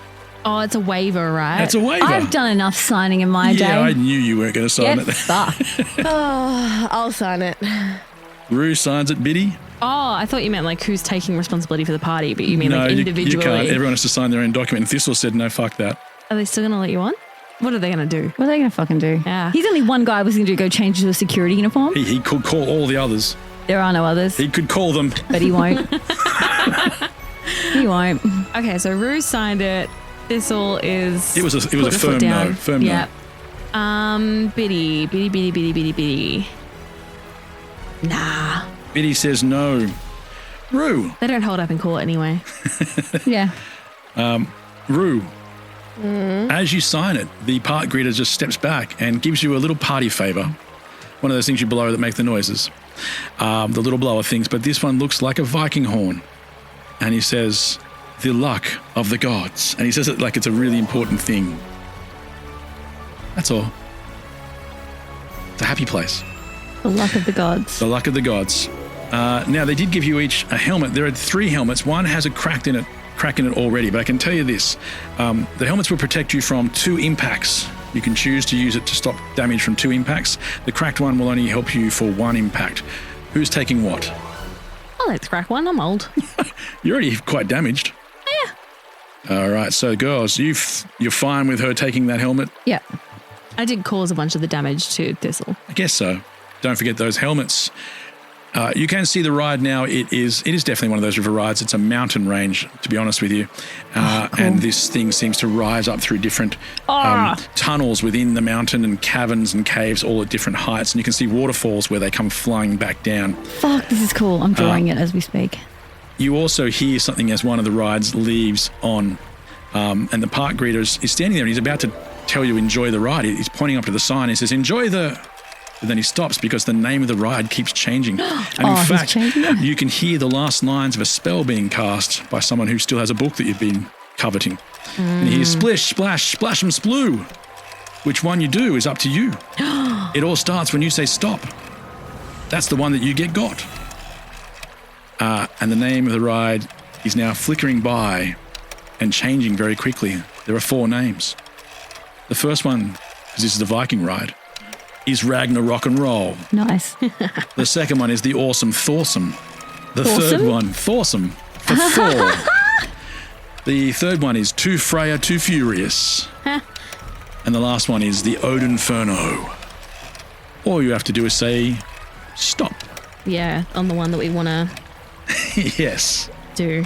Well, how do we know which one the kids are on? Should we ask him? I'm going to ask him. Which one did the kids This choose? seems to be only affecting you. Which one did the kids choose? This seems to be only affecting you. And he did seem shocked. Like he looked up and it was like changing actively and it was a new Also, thing. this doesn't affect us only because she signed it. No. She got given something for that. Oh. Oh, it's not affecting the kids. Sorry, the kids have cast it for us. Yes. I mean, I'm partial to the Ragnarok and Roll. What do you guys? Yeah, I like that. I'm partial on the Freya. Too Freya, too furious. That was a blast from the past. That is good. All right, so we are watching it tick over, and when it ticks over to Too Freya, Too Furious, we say stop. Yep, cool. Now, because you took a little while back at the parade, which was certainly not there to slow you down or make you do anything. But it did anyway. Blogleface, you can hear them already being shunted up one of the tracks. Then you can see the kids are behind them. And then there are a couple of empty carousels or whatever, empty carriages. Yeah. So you're a couple behind them. Okay. But on the same... On the same ride, of course. The same track so far. Are we like in a giant tube? I imagine like a giant tire tube raft. Well, I'm not saying I based this on the Jurassic Park ride, which I thoroughly enjoy, but if you haven't seen one of these ones before, there are lots of different versions of the log rides, but they look like a kind of a giant inflatable dinghy. Yeah. And so you can fit all of you onto one if you want to. I don't mind if you decide to go individually. That's up to you. But you're a couple of those behind the group. The ride before you appears impossible, and when the name Too Freya, Too Furious kicks in, nothing seems to change at first. Okay. But you hear a rush of water in the distance. The mountain that it's built into, the fake mountain, of course, disappears into clouds. But you can tell the boats like the one you're about to get in follow tracks towards the top. Some of them are already vanishing into the clouds above. You can see at least 3 waterfalls from varying heights, each spewing out from caves etched into the rock. Some of these waterfalls appear to be survivable. Some do not.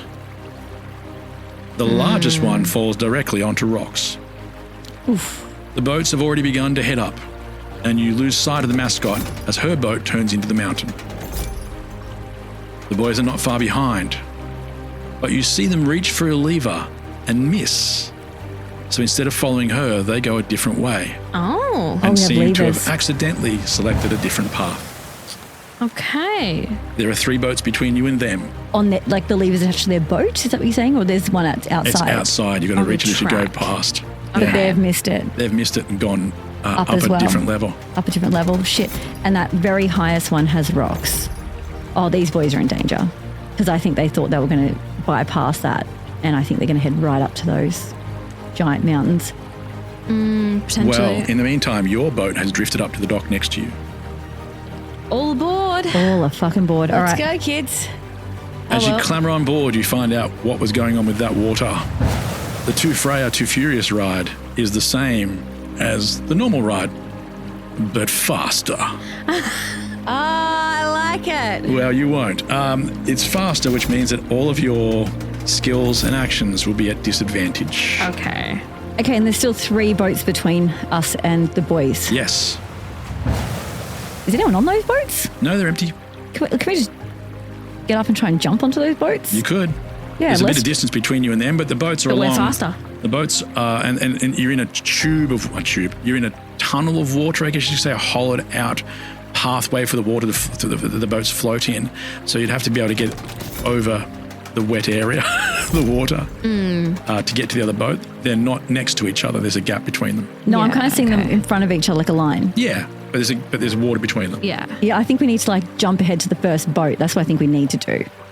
Otherwise, there's still 3 boats between us and them, which is going to make it really difficult. But when we get to the point where there's a lever, if we pull the lever, we might go in the same direction as the mascot.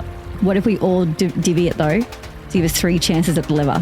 So let's all try and separate ourselves between the boats. If we pull the lever, we don't know where it's going to take us, but maybe it might take us to a spot we can shortcut around those rocks and catch the boys if we need to or something. Can you still turn into a bird? Not without using magic. Oh, right. We're avoiding magic. Yes. Okay. And being near that type of magic. Oh, okay. Yeah. That was the ocean. Yes. Goodness me. Okay. What's the gap between the boats, I guess, is the logistical question.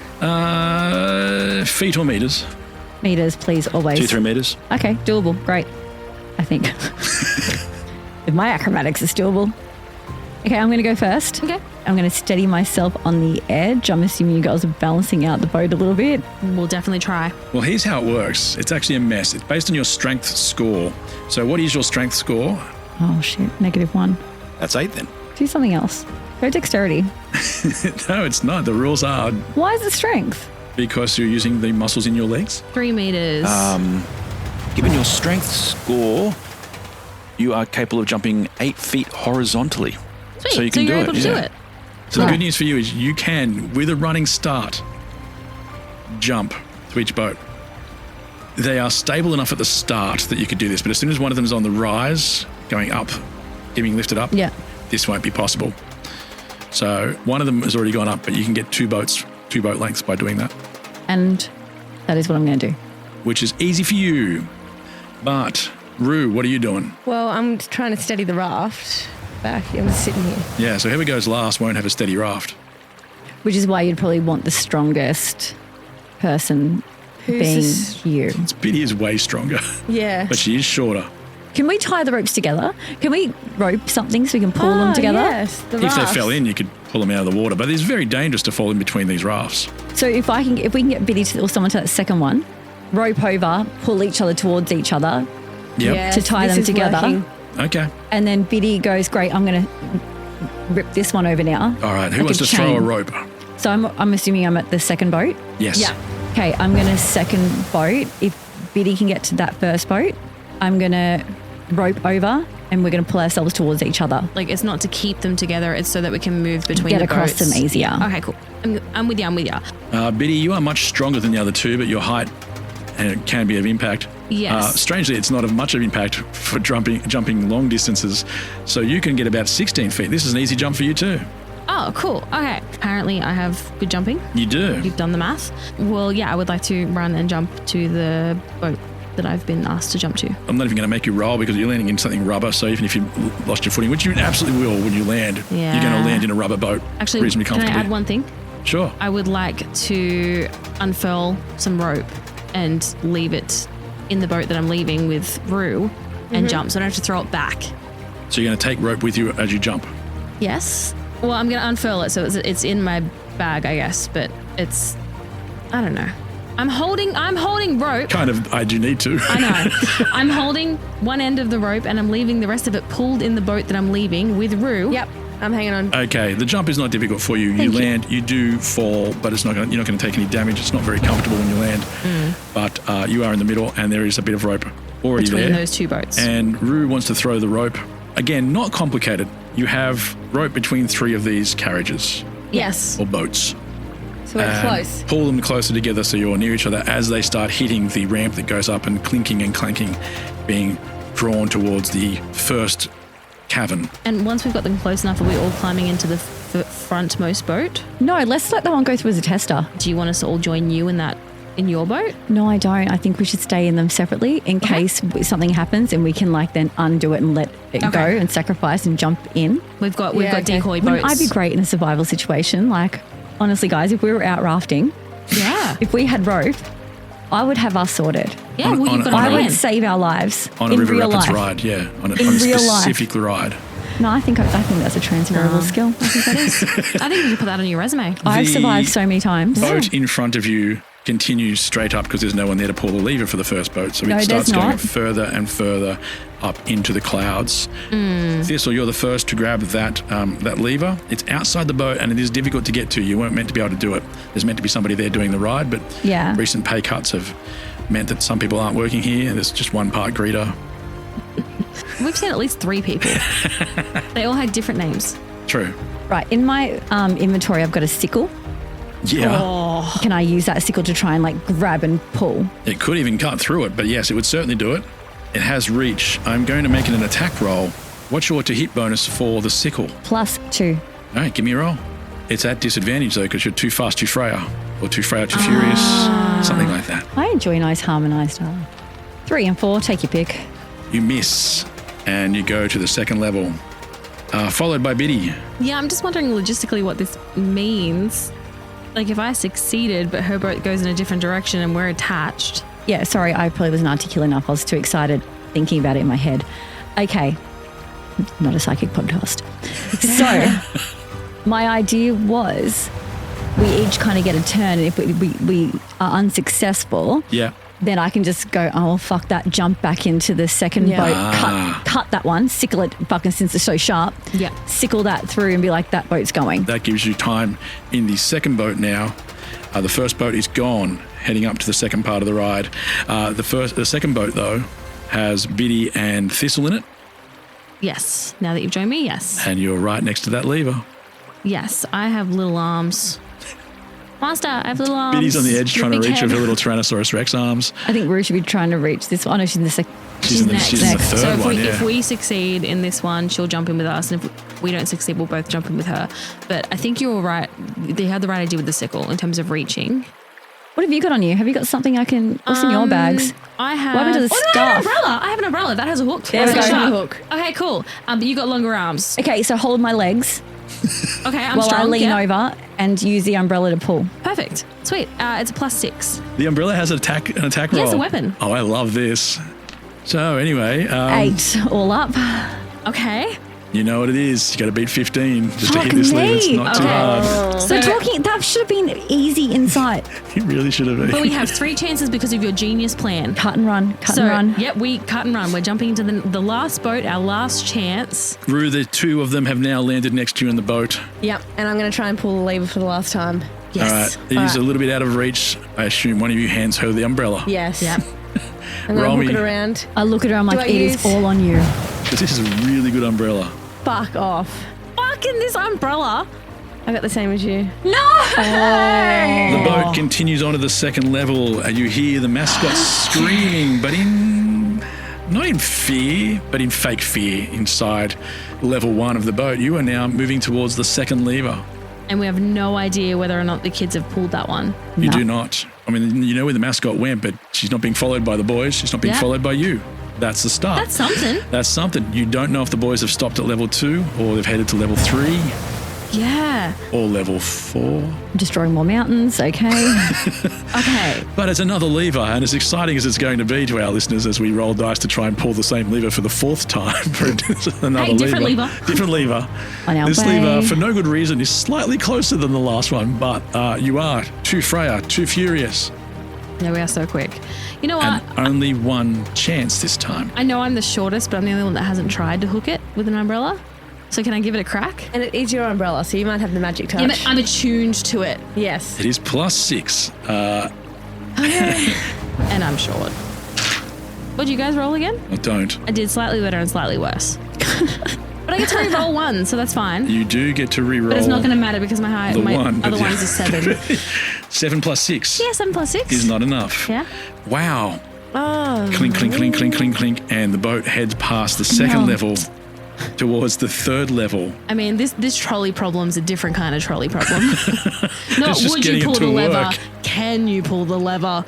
One more lever, and I mean that. Yep. It's okay. very bad after that.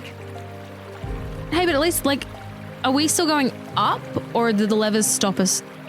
No, we're you're still going up. Yes, we We're want going up to pull the levels. lever because we don't want to go to the highest waterfall and Because crash. that's going to be quite the fall. Yeah. In the background, you hear woo, a massive splash as the mascot completes level 1. So they're down. They've Yes. completed They're level done. 1, which means they had fun. They did have fun. They didn't go to the rocks. They did not die. The good news is level That's a 1 was the red easy herring. one. Great, I'm just going to write that there. Level 1 was fun. Level 1, fun. 2, 3, 4. Not so fun. Fun. Decreasing We've levels of missed 2 fun. and we're going up to level 3. And even though we're higher, we're declining in the fun times. There's no fun. Yeah, it's an uphill battle. It is a fucking uphill battle. You're now clanking away, being lifted up between the second and the third level, and there is yet another lever. They are almost leaning towards you now, trying, pull me, it screams. Can I go check on the water depth? They're usually very shallow, these things. I would say for most people around about waist depth. But you are on an angle going up, so this is more of this is not as much water in this thing. It's got a little steampunk style tractor thing cool. that's pulling you up. Would Nettle be strong enough to push the lever? Nettle can fly over there and have a crack without it really getting in the road, so. Yeah. Just the closeness. Nettle, give it a go, will you, please? Is Nettle strong enough to hold a rope? Can we get him to fly a rope around it? We just have to pull the rope? Nettle will be strong enough to hold a bit of looped rope. Okay, I'm going to pull him out from my bosom. He reluctantly agrees. Damn straight, he reluctantly agrees. And I'm like, you heard that right. I don't need to explain this There's to a little him. muffled in there. Yeah. I was in deep. Is it groggy? It was asleep, I to only be did what I honest. was told. All right, Nettle, I tried to do this without disturbing you from your pure paradise. So I'm going to need you to fly over. We need you as a team to fly over this rope, please, around the lever so we can pull it and so we don't die a horrific death. And he does. He flies it over and applies the rope to the lever. Perfect. And we all pull. And we pull. There's enough strength, Will. I'm going to say Biddy pulls. And the other two create the illusion of helping. Yeah. Okay. Biddy, give me a strength check. I was hoping that if we all pull, there was no need to roll.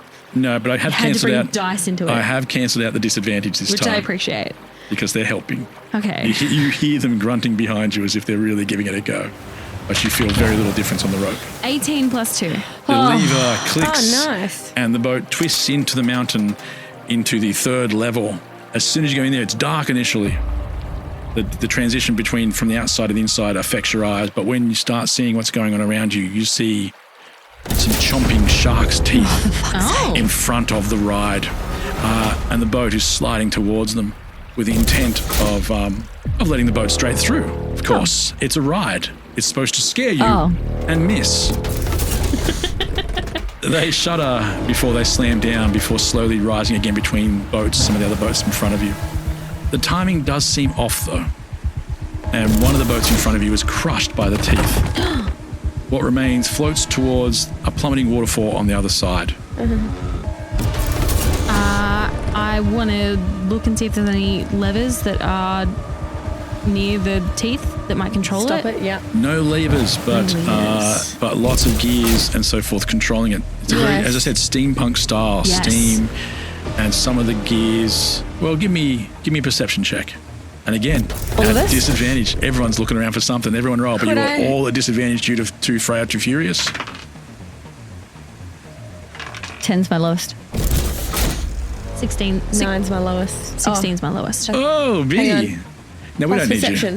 you. Yeah, Plus you can. 4. You're going at that. 13. Biddy beat you. Oh, yes. Plus 2. So competitive. Sorry. Even now. Did I beat Biddy? No, Biddy beat you. Biddy, you notice there is something jamming one of the gears and causing these teeth to activate at incorrect times.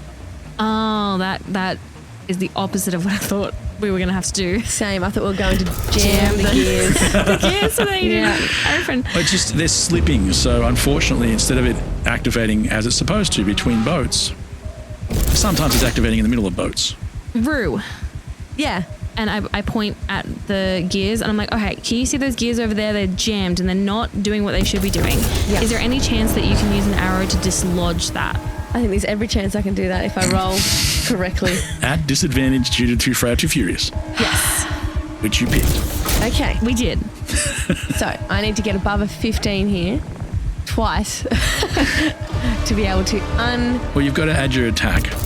Oh, which is plus 8. So that's not too bad. You know, you've only got to beat a 7 twice. Okay, we can do this, we can do this. Okay, here we go. This. I was so hopeful and then your face shifted. You hear a twang, and then what happens, Rue? The arrow misses because I get a 13 and a 3. Oh, the 3 really was going to hurt you no matter what. Yeah. The arrow hits next to the gears and does nothing more than clang to the side, fall down, broken. Yep, awesome. The boat in front of you is crushed by the teeth. Do I have time to try again? What else are we going to do? Okay, maybe we can get our timing better. Like if we can slow down the boat. Well, it is going fast, yes. If we can slow down the boat, then maybe we can be on a better timing and not get crushed. Well, the water's not deep, so if we have something we can dig into the ground to kind of slow like it, like anchor. an anchor, or like because we could, anchor. What do you got? Fuck, what I have do so many things. Don't you worry. Don't you worry I about have that. a tiara.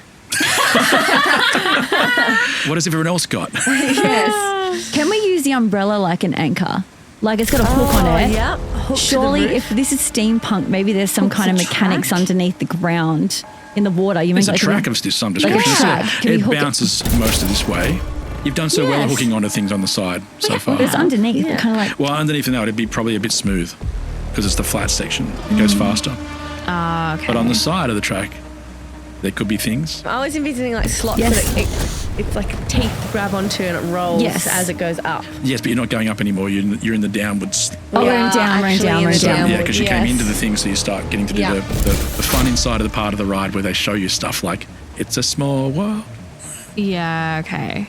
Okay. What if we like have some fabric and that kind of like dress. Yes, princess dress it, and it just creates a bit of drag. She's going to need to be wearing it though. The tiara is what creates that dress when you get it put on your head. Oh, you can't take the dress off. No. I think I'll drown. Well, we don't want to do that. We can't really use you as a human. Always sail. worth a try. Fabulous though. That was so good.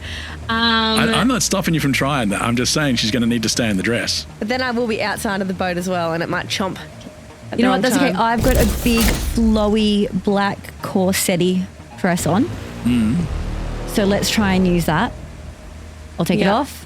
Tie the neck around so it's kind of fills with water. Put on some juicy trackies. Yeah. What are you? I think I'm envisioning something different to you guys. You're filling it with water. Yeah, to slow it down to create like a bit of a... So you're creating a weight with the dress at the back of the boat. Yeah. Is that what you were?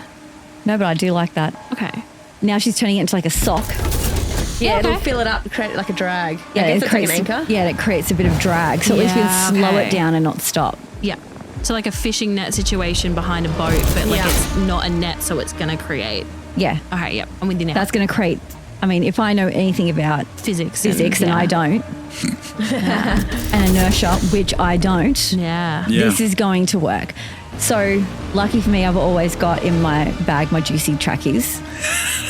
Always. Yes, always. You've got your gym jams.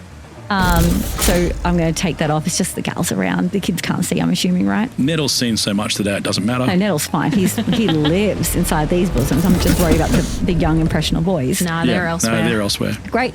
So trackies on, dress off, t-shirt on, tie it up. All of us girls, yank it out the back, fill it up with water, create some drag. Yes. Yeah. All right, I will take away the disadvantage for your shot if that's what you're planning on doing here, Rue. Another shot. Oh, yeah? I thought that was the plan. It wasn't just to slow down. I thought we were just slowing down so that we were in time with the chomping now. So That'd be very. I would have thought that would be very hard to control. Yeah. Okay. Doesn't matter. We're slowing down and hopefully to improve that the shot. has some good impact. All right. And I'll have another shot, so I don't need disadvantage, do I? Not this time, no. It's a 20. A dirty 20 or a nat? Dirty 20. Dirty 20. All right, it does knock it loose. I was just going to give you more, but I'm not. It knocks the thing loose and the jaws start chomping at the correct rates. And the boat slides on through to the other side. We pull your dress back in. Well, very good, because you are about to teeter over the edge of the waterfall. And of course, you know what it's like on those rides. It holds you and holds you, and the front of the boat looks like it could go at any moment. There may not be a god for luck, but there is one for probability. They have a name, well, more of a number really, somewhere in the 40s, but few have met them, for they play with the fates and destinies from far away. Right now, this god's attentions were focused on quite a few things. Whether a dice roll would teeter for a moment longer before falling to a fortunate or unfortunate result. Whether a bottle would break, whether the slice of a knife would matter, whether a memory would be forgotten, whether a bird would sing, a wave would crash, whether stars would burn. Such an important god, and the very reason every little thing makes sense, eventually, when it all adds up. This episode is brought to you by Redfin. You're listening to a podcast, which means you're probably multitasking, maybe even scrolling home listings on Redfin, saving homes without expecting to get them. But Redfin isn't just built for endless browsing. It's built to help you find and own a home. With agents who close twice as many deals, when you find the one, you've got a real shot at getting it. Get started at redfin.com. Own the dream. This episode is brought to you by Palmolive. Family time isn't just the big moments, it's weeknight dinners. Sitting around the table, everyone talking all at once. So when the plates are empty and the sink is full, use Palmolive Ultra. Palmolive's most powerful formula removes up to 99.9% of grease, leaving your dishes sparkling clean. And the new convenient pump makes cleaning even easier, so you can spend less time tackling dishes and more time together. Shop now at palmolive.com. This episode is brought to you by State Farm. You know those friends who support your preference for podcasts over music on road trips? That's the energy State Farm brings to insurance. With over 19,000 local agents, they help you find the coverage that fits your needs, so you can spend less time worrying about insurance and more time enjoying the ride. Download the State Farm app or go online at statefarm.com. Like a good neighbor, State Farm is there. It is a long way down, and you can hear the roar of water. The boat shudders at the last moment before falling, and then jams in place. It could go at any moment. And you can see right down into the plunge pool below, which I looked up. That's the name of the water underneath the waterfall. It feels like an inexplicable distance. and you can see the remains of many boats smashed at the bottom, possibly by the shark teeth, possibly by the impact. The water itself is clearly infested by sharks. Excellent. Logically. Yes. And halfway down, you can see the buoys dangling from one of the branches on the right. Oh. They've obviously fallen out of their boat on the way down and caught themselves in a tree. Mm-hmm. And then the boat begins to fall. Are there multiple trees? There are some. Are we jumping ship or are we just hoping for the best with this plunge pool of sharks? We are not falling down this. We are absolutely fucking not. I'm just drawing the picture right now. I'm just going to draw him dangling from this tree, you little shit. I am leaping out for a tree. Okay, there are enough. It's part of the thing is it's meant to look like this section was meant to look very tropical. Yeah, okay. So there's trees all the way down. So you won't have too much trouble, I hope, on your behalf. Thank you. What sort of check would you like to make? Can I go athletics? Because it's like the strength of my legs shooting me out. Yeah. Give me an athletics check. Okay. A reminder, you're at disadvantage. Yeah. Yep. Okay. My lowest roll there was a 7 + 5, which is 12 will not get you there. Girls, you see Biddy launch herself towards the side, looking for some branches. She smashes through the first one and the second one, and you see her vanish into the spray of water below, into the shark-infested plunge pool. Fuck. Plunge pool doesn't make it sound as scary as it is. No. I'm assuming it cuts to someone else. I am cutting to someone else. Yeah. Thistle. Fuck, man. I don't want to get in the shark. Wouldn't recommend it. Well, I'm stressed because I've watched you fall and go under into a shark-infested thing. Plunge pool. Sorry, pool. we're gonna jazz it up with plunge pool. Plunge pool. That implies smaller amount of water than me, so therefore more. Well, it's apparently what we call the base of any waterfall. I looked this up. So waterfalls can be massive. So anything below that, no, it's big enough to fit sharks. An infestation of them. Just gonna psychic to Biddy real quick, please. I want to know if she's okay, so that's gonna inform my next move. Just real quick, Biddy, you're okay? Are you alive? Are you conscious? You don't hear anything back. I hear fucking nothing. It's that far away. Shit, that is so fucking far. It is a long way. Really fucking far. Yep. I'm feeling very nervous and upset. And we're still in a boat.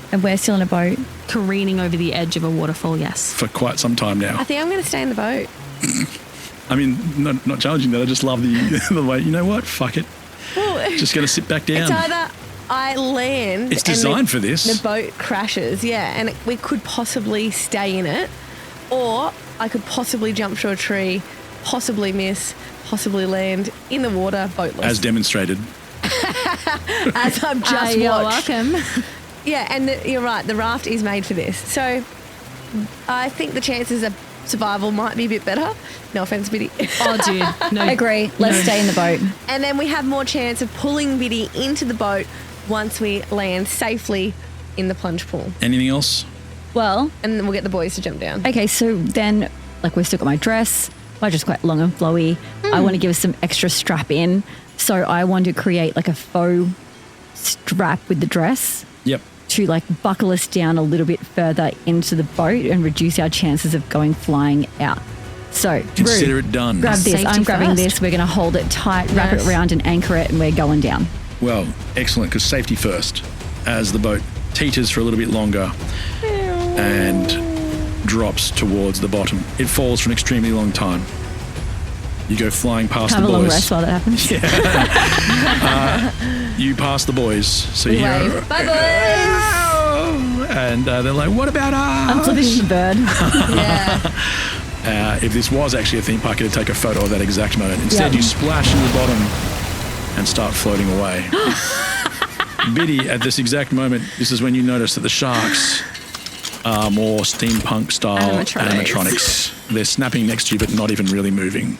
So I've had this moment where I'm falling to my death. I'm convinced I'm going to get eaten by sharks and they'll find nothing but a finger left of me. And then I've just hit the water, blubbed back up. You guys are cruisy. You're just in a boat floating. Yeah, you probably should have taken some damage from that dive, but at the same time, I just wanted you to be scared for a while. I didn't want to be like, hey, roll some damage, because then everyone know you'll be okay. I was like, no, let's just make it seem like you're not. Yes. Well done, ladies. You're at the bottom of the river rapids. The boys are not, though. Are you going to jump in our boat or is she just going to?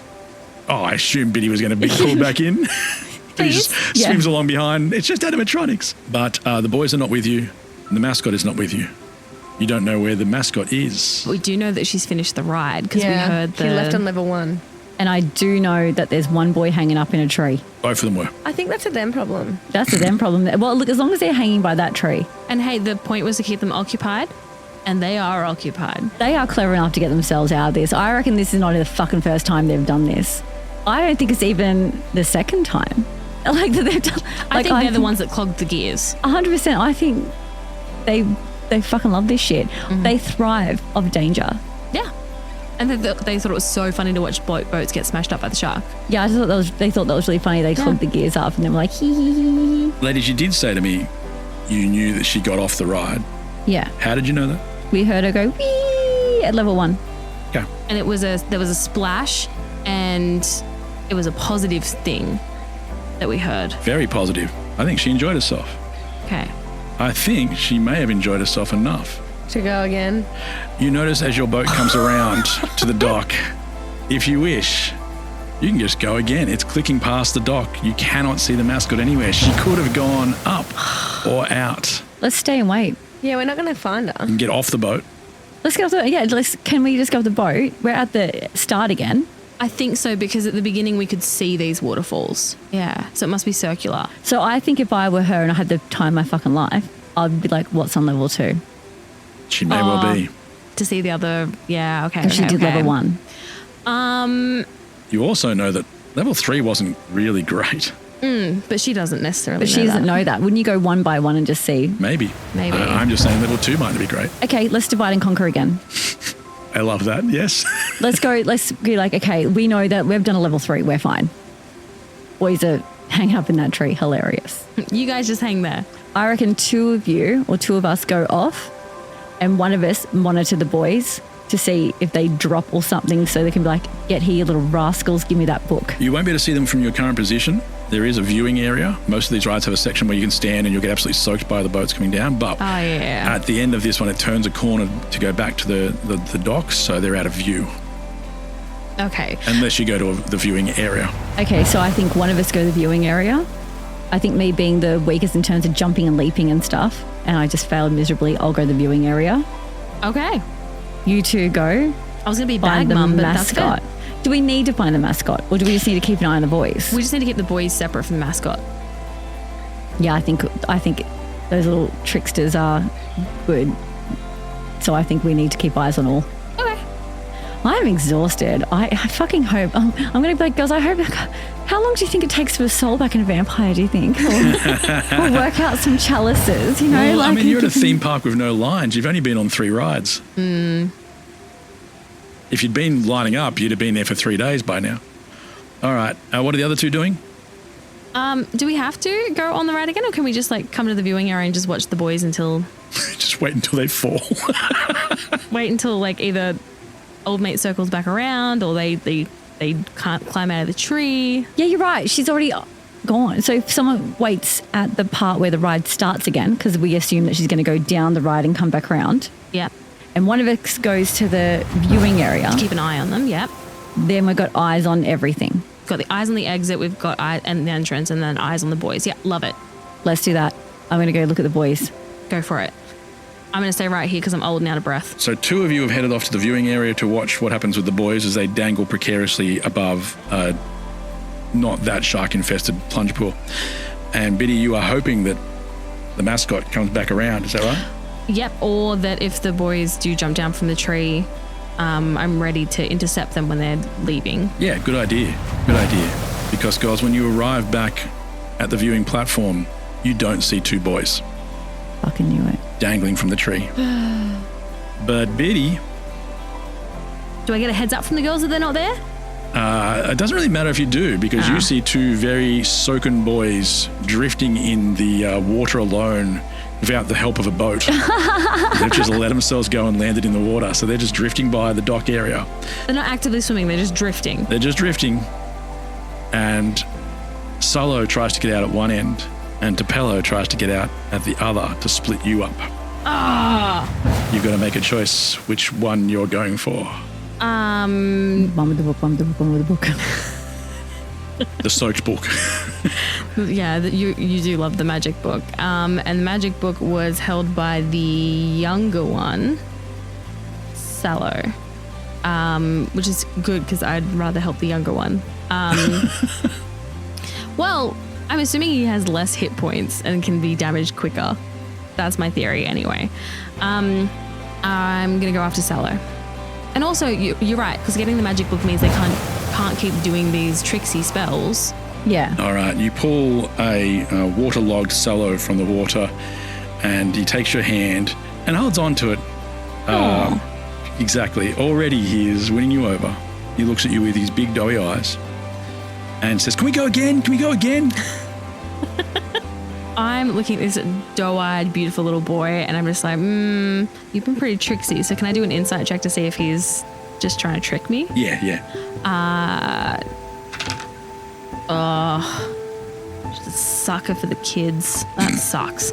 4 plus 5, 9. No, you're starting to buy into it. You don't notice at all that he looks by you and makes eye contact with Tupelo. You don't see that. Okay. But Tupelo is gone, running. Yeah. But I don't see that. But you don't see that. What you do hear is Sallow yell out, "There's only one ride left." Okay, so I've missed the opportunity to intercept, but I've now noticed because he's called out to his... Oh, definitely won't intercept. But you might be able to figure out where they're going. Yes. One ride left. Look at the map. Yes. Yeah. Cross them off. I am fucking exhausted from this day at the theme park with the kids. Is this what life is? This is what theme parks are like. Park? Oh, I love it. Yeah. I would spend days at theme parks if I could. But only by myself. Like with a small group, that would be fun. Sallow holding the magic book? He's got a backpack. Okay. I am going to grab the backpack. Yep. I'm holding tightly to it so that hopefully he doesn't run off, or if he does, I have his backpack. His legs are trying to swing underneath to get some grip to get it moving. Perfect. And telepathetically, girls, we've got a runner. I've got the younger one, but they are out of there. They're heading to, and while I'm holding the kid, I pull the map out, give it a shake with one hand. I feel like this is every parent at Dreamworld. Yep. This is why people do the leash bags. Biddy has advantage on parenting at Dreamworld or theme parks. Damn straight. Yeah, she does, because she's got like fucking 20 children. Yeah, she's like, I've done this before. This isn't even hard. Normally I'm holding up 3 kids. Shake out the map, and I'm like, okay, they are heading to, and I'm looking at the map to see what ride is left, and I can see that it is... Roller coaster. They're heading to the roller coaster. Yay. They are indeed. Fuck, more heights. Good times. Meet you there. I am keeping a hold of the kid's backpack or should I take the backpack off the kid? Take it away from him. Okay, I think what I'm actually going to do is while I've got to hold the kid's backpack, I'm actually going to open up the backpack and I'm looking for the magic book so they can at least not continue to play these tricks. The book is in there. It's waterlogged. That's fine. It's soaked, actually. There are no words on the page. Doesn't matter. Muted anyway. Telepathetically, bad news, Thistle. Good news, bad news. The magic book is secured. Good news. Kids don't have it anymore, but it is now empty. It got totally trashed in the water. Excellent news. Okay. I didn't want it for me. I wanted them to not have it. Yeah. Which means they can't turn this ride into a shit show evil motherfucker. Yeah. Why are you laughing, Corey? I do not like that. I have no idea what you're talking about. So I am escorting the little one to the roller coaster. Look, it's not hard to find the roller coaster. Be the tallest thing, surely? It is immense. The river ride seemed immense, but this is actually immense. You know when you have one of those days where something happens to you that feels like a big deal, but then something else happens to you that is a much bigger deal, and then the first thing doesn't quite stack up anymore? Yeah. This is a sensation the mood swing gives. Huh. Because it is immense. From a distance, it appears a little more than a poorly collected pile of wires. You know when you get extension cords and all that sort of stuff in? That's what this roller coaster looks like from a distance. But as you approach, it becomes clear this is a roller coaster that rarely rolls or coasts. Yeah. That is not the only thing that differs with this, as previously mentioned, immense roller coaster. It also stops in the middle, right at the top, where there's a viewing station you can see all over the park. Oh. That sounds lovely. Yeah, it goes all the way up, then Just stops. show how high it is. Yeah. Longer and then to be scared. you are. And then it comes back down the other side really fast.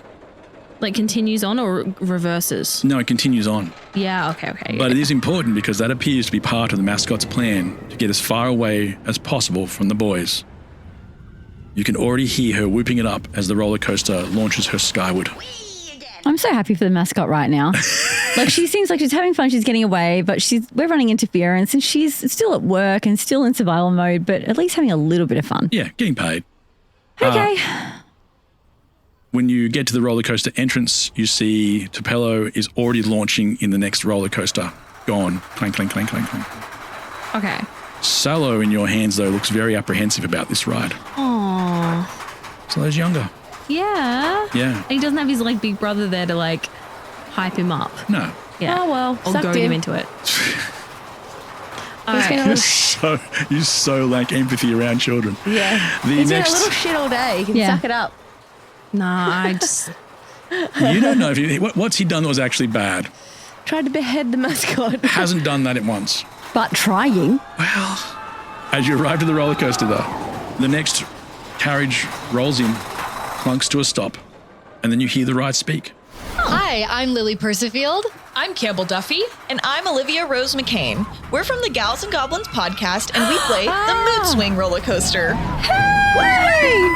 We're going again! Let's do this! Loop de fucking loop! Hey, okay. We have people now. There you are. Nice to meet you. Get on board. Yes, I know it can be a little weird to have a speaking roller coaster carriage, but you'll get used to it and we'll all be screaming away together in just a moment. But first you have to sit on me. Oh, which sounds weird, I know, but I'm mostly a seat with wheels, no big deal. But do try to avoid my face.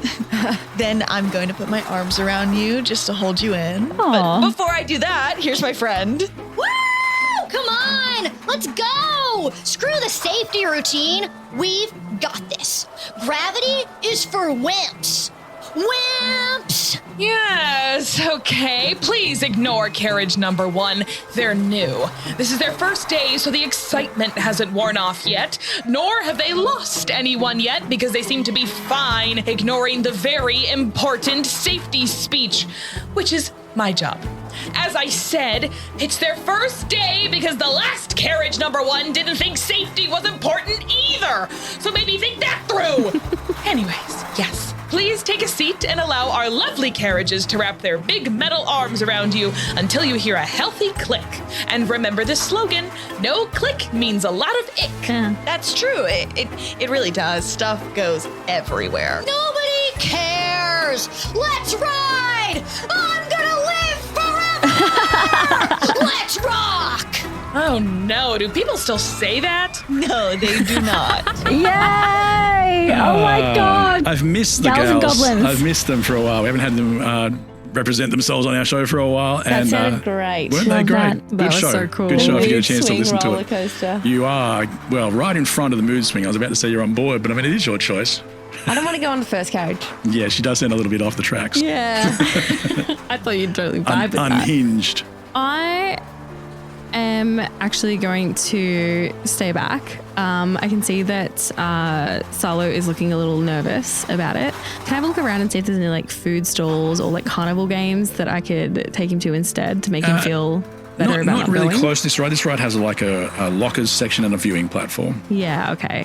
You'll be right. You know what then? I'm going to take the tactic of, Salo, I think I'm a bit old for this one. Do you mind keeping me company and we'll go sit in the viewing gallery together and watch them? Salo pulls your hand towards the viewing area as though it was his idea, of course, to look after you. Yeah. Oh, baby boy. No, I'm not getting sucked in. 2 down, 1 to go. All right. Yeah. And just telepathetically to the girls, I think you guys have this. I'm just going to watch the little one. At least he won't add to the chaos. Yeah. Okay. All right. Well, are we going on it together? Yes. Girls, the safety bar gently lowers, locking you in safely. You were going on the first one? I'm thinking number 2. Okay. Yeah, they are side by side, so you can choose to be next to each other or go separately. Yeah. Next to each other, but side by side in each carriage because I really want to see what C1 does. Okay, cool. Okay. In front of you, of both of you, is a little metal meter on the actual ride. A semicircle with a single hand currently pointed to the top of its centre, like the Australian fire warning gauge. Oh, yeah. yes. Yeah, but it's a little metal thing, and in the middle says stable. To the left, it says unhinged. And to the right, it says allayed. The ride jolts forward. Your heads slam back into both the seat and a small needle. You hear a small hiss. Your eyes widen. Ladies, are you ready for the ride of your life? Yes, I am. Did the bar click when it came down? You're not there. Did the bar click? Oh, yeah, I even wrote big letters, no click, big ick. I did too. As the ride begins to climb the first rise, you drift into semi-consciousness. You hear the sounds of the roller coaster clicking. Yeah, clicking good. And a steam engine building power. Mm-hmm. But then the world around you transforms. And the first stage begins. Can you each roll for me a D20 and a D4? Would love to.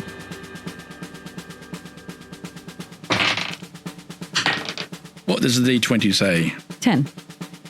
8. Do you have one of those things where you've got different numbers for different things? I sure do. Ah, nice. I like these. And the D4, please? 4. 3. Thistle. The world around you transforms. You are in a well-lit room, lit by creatures, though. You can still hear the roller coaster in your ears, but you are also somewhere else. The creatures are little glowing blue worms hanging from the ceiling. They sway in unison and emit a calming hum. That's when you notice you are a soon-to-be yet very judgmental mother. Great. One of those ones that are like, I would never let my kids watch iPads. Like that? Something along those lines. You're judgmental of everything. Yeah, including the midwife who was here and the other parent.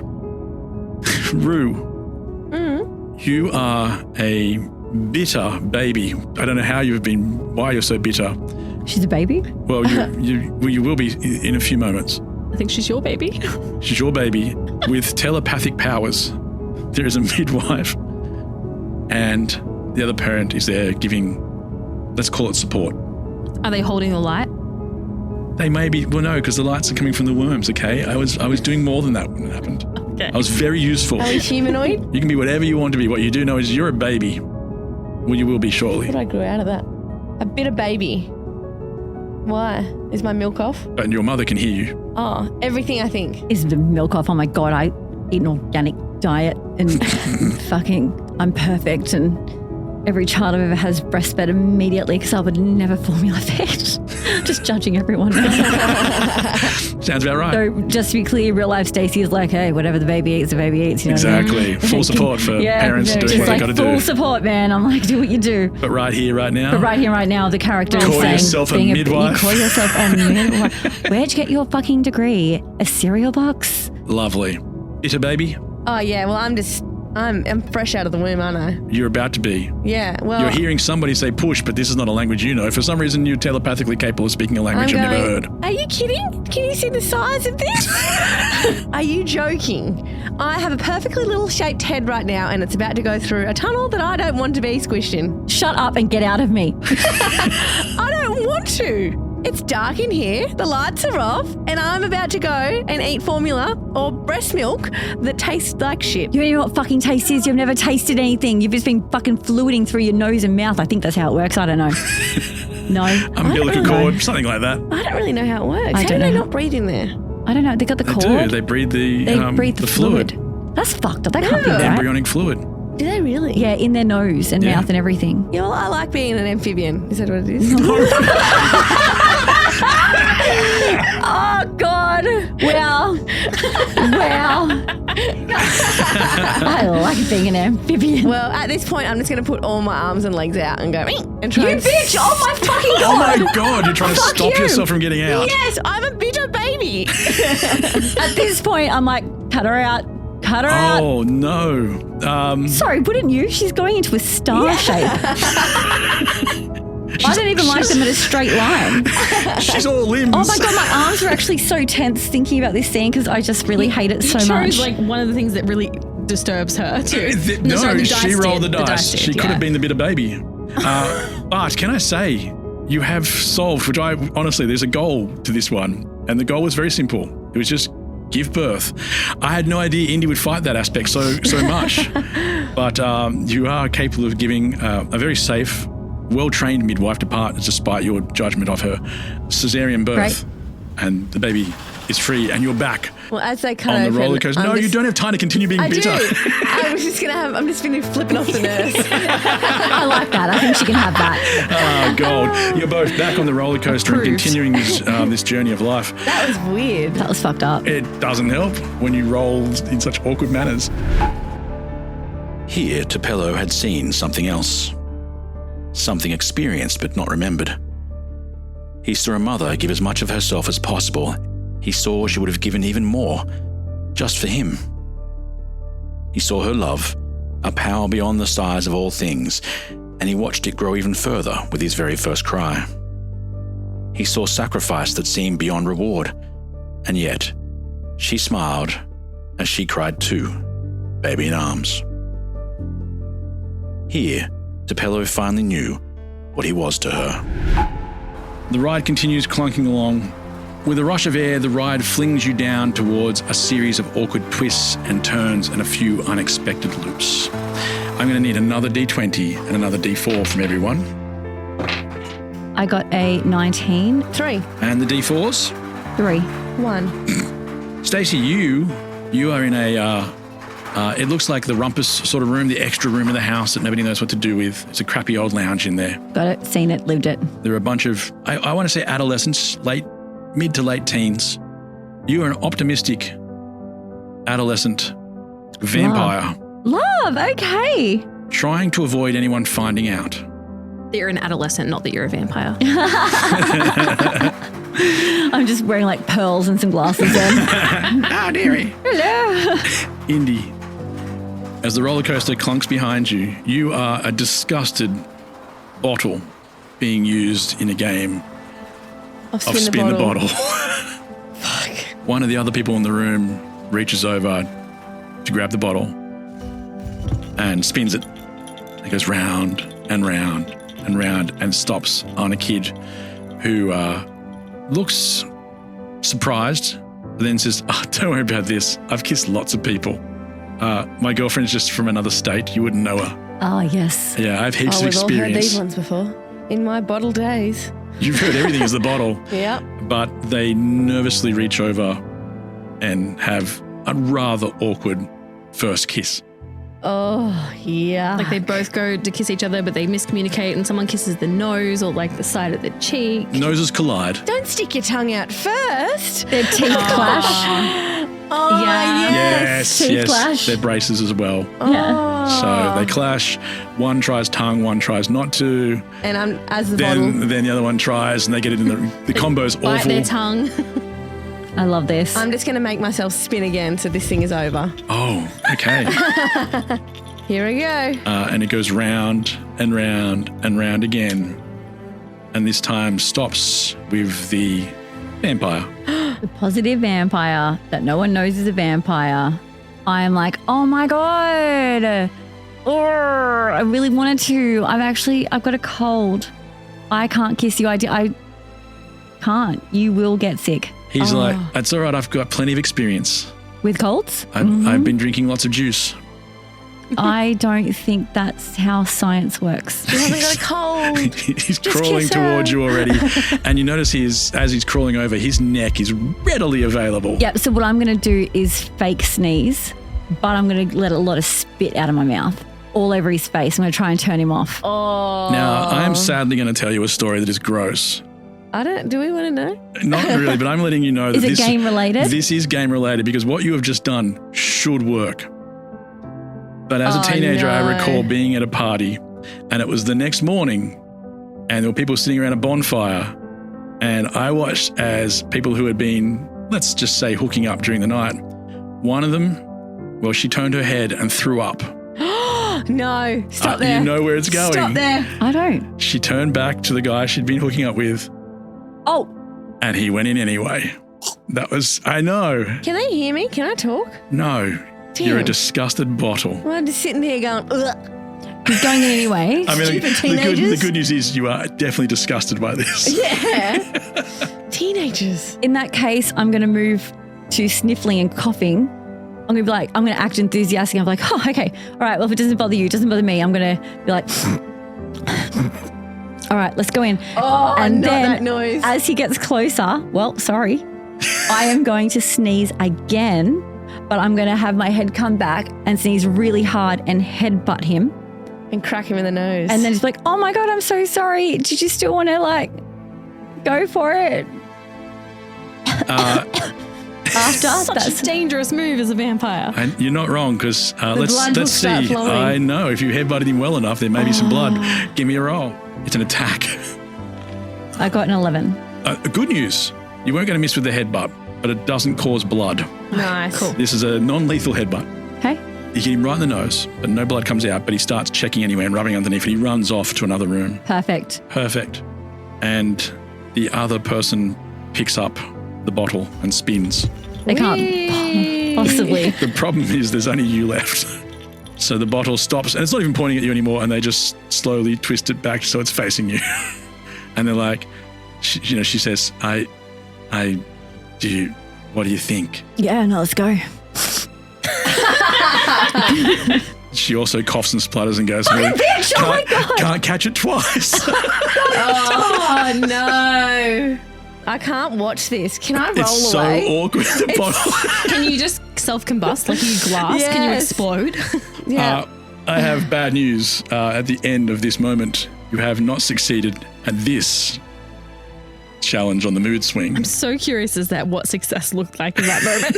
There were a couple of options. Okay. No idea what success was in this moment, no. I mean, no Well- one knows you're a vampire. What's a success? So that counts as something. You have a terrible reputation now, but you...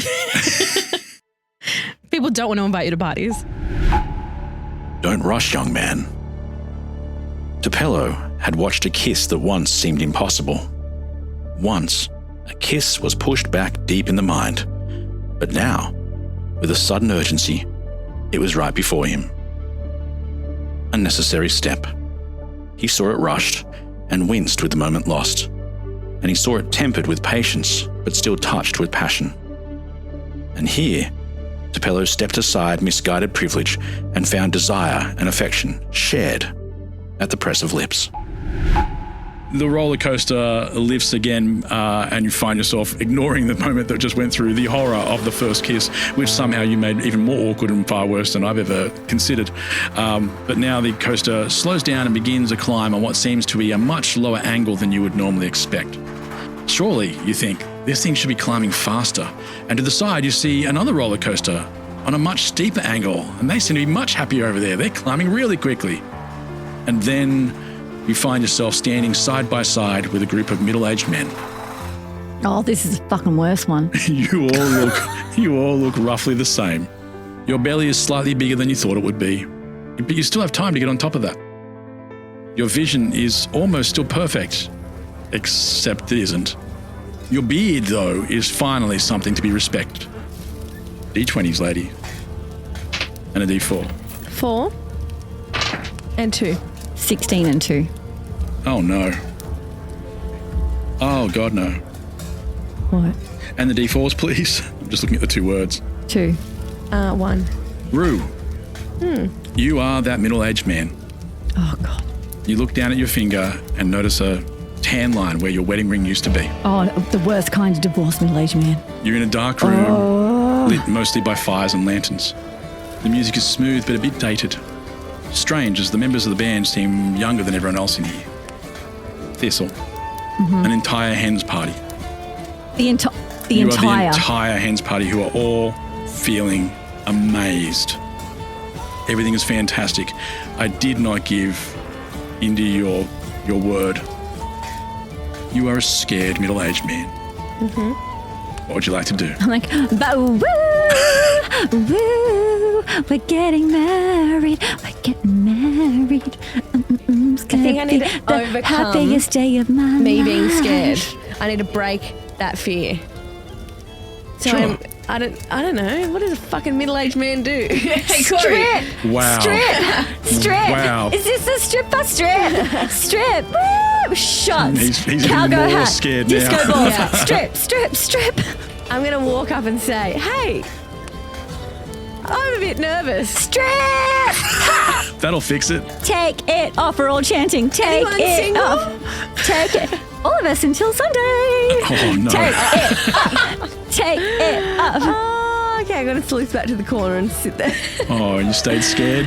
No, I don't want to stay scared. I want to grow my confidence. I want to break this feeling. You know, I don't know why I'm talking like this. I've been on a bunch of hens and none of us ever fucking behave like this. Ever. We're just going to a movie like and we're going to discuss it afterwards. We go on wine tours. We play fun games. But I know who the fuck I am right now. I'm still going to behave this way because Amazed is just giving me woo girl and I love it. I love does woo feel girl. woo girl. And I'm going to be like, oh my God, I'm American now. Yep. You should do a shot. And then we've got tequila shots everywhere. We've got cocksucking cowboy shots. We've got everything. We're like shot. I'll have a cocksucking cowboy, please. Yeah, great. You throw it back. Yep. Another. Well, I don't want to get over this fear with alcohol. Why are you being like this? Everyone drinks their feelings. Oh, I don't know. I want to buy someone a drink, but then I don't want to buy someone a drink because I don't want to be seedy. We don't need drinks. We're I drunk. love this We need 'cause strippers. You have clearly never approached anyone in your life. This is so difficult. This is our world. Doesn't matter. We've come to you and we're demanding you take your clothes off, which is my world as a woman. I feel I've been on the receiving end many times. So you please go. Strip. Get sexy. Be sexy with it. I'm going to start to try and move this middle-aged body. Yes. Oh, no. Yes, we love that for you. I don't know if I'm going to make them feel comfortable or not. I feel like this is We feel something... very comfortable. I feel You're like doing this is so something good. someone shouldn't see. Your body is beautiful and perfect. Okay, I'm just going to lean in. Yes, Stop you being sexy scared. man. But we are like hype girls. So like, you know, you're like there with your beard and your kind of belly and we're just like, we love it. That beard is sexy. We love your belly. It looks like you live a comfortable life. They may have been the right group for you to run into. He doesn't even actually need to take his whole shirt off, maybe just like unbuttons the first couple and we're like, we love it. Thank you. Yay. We respect your boundaries. And then they sound like the right group. I just didn't want to come over and be like, all like, hey, hens. No, you said You did hey very and we well. were like, And be that let's fix you. person that was doesn't want to great. be there. Surprisingly, this works. You have overcome your fears. Not necessarily the method I would have thought so, but a group of hens have helped you become a better man by not asking any of them out, not doing anything like that whatsoever, but just at least enjoying yourself in someone else's company. Yeah. I never want to be a divorced middle-aged man. Well, hey, everyone's got to learn how to experience life. You just done it as part of the mood swing. Yeah. There are few failures in life. Most of them are not what we think them to be. They dig deep, though. Tupelo saw himself a failure, a man without the dreams he'd attached to himself like trophies. A voice, or maybe it was just a hand on a shoulder, an unexpected embrace, who can say? But one of these things showed him that failures, mistakes, these things are just crumbling steps beneath us. There are other steps. Tupelo watched as the older version of himself tried again. That's all. He just tried again. And then the ride moves faster and faster now. Was that a success? It was. Was the first one a success? A baby? Yeah, baby birth was success. Baby birth was somehow then successful. Now success. Great. Oh, was the baby birth a success? Surprisingly. Really? you were fighting against it. Yeah, I was like, Disturbingly. Anyway, the ride moves faster and faster now. It always seems to be able to go faster and further down. It's looping. It's gone up really high and it's looping back down. Your hair ignores physics around your face, wrapping itself into knots and Medusa-like snakes. And then you are on the deck of like a homestead, or the veranda, as we used to say here. You are not alone. There's a row of day beds, far enough apart to create the illusion of isolation, but not far enough apart to stop conversation.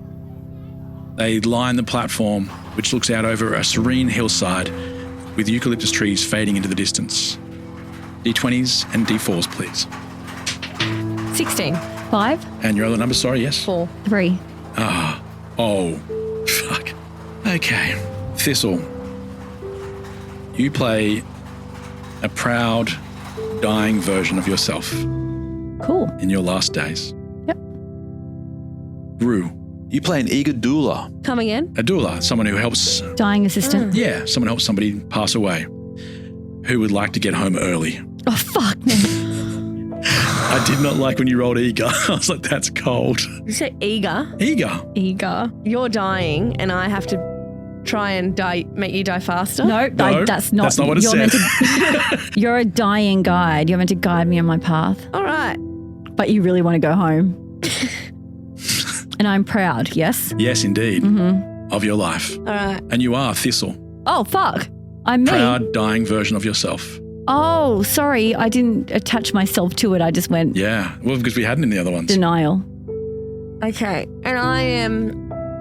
You're not one of us. You're just a doula. I'm just a Who wants to go doula. home? Yeah. Trying to go home. So am I going to stay until she passes? That's up to you, isn't it? I don't know. You're telling me. Okay. Okay. All right. So I'm a proud dying person. Yeah. And I'm a version of Thistle. I'm going to talk to you because you're my doula. Have you ever died before? No. I've died before. How did you die before? I've been many people. I'm a big deal. Weird that it's only you here. Ah. Don't know where Nettle is. I could go find him if you want. Just bails on you. We haven't seen him in 80 years. Ah. Yeah. And I'm 400 years old. Oh, God. Thanks for factoring that into the canon. I don't know, man. I thought I couldn't die. I saved the world from a comet once, you know. Well, I think your path has been well respected and I don't want to earned. let go. I think sometimes it's nice to let go. I don't want to let go. I think if we let go, we're at peace. No. No, I've died before. See, doula. Everything we've done is rested, and it's okay to be passing and letting go. What if you meet Nettle? But what if I end up on a prison ship, surrounded by all the people I ever hurt? I make a deal with someone to get out, only to trigger a comet. One of the other patients is like, that seems awfully specific. What if? I know that when we pass, our spirit doesn't go to prison. It's released. Beg to differ. Free. I can't let go. And I can guarantee it. Because I've got dinner on the oven. Dinner on the stove. The sacrifices I've made for these people. And everyone is grateful. Go cook dinner. Well, you sound very grateful if I'm being honest. We are grateful. The statue I'm going to build in your honour. I don't know. Can I see a sketch? Once we've moved on. And I just want to make sure it's right.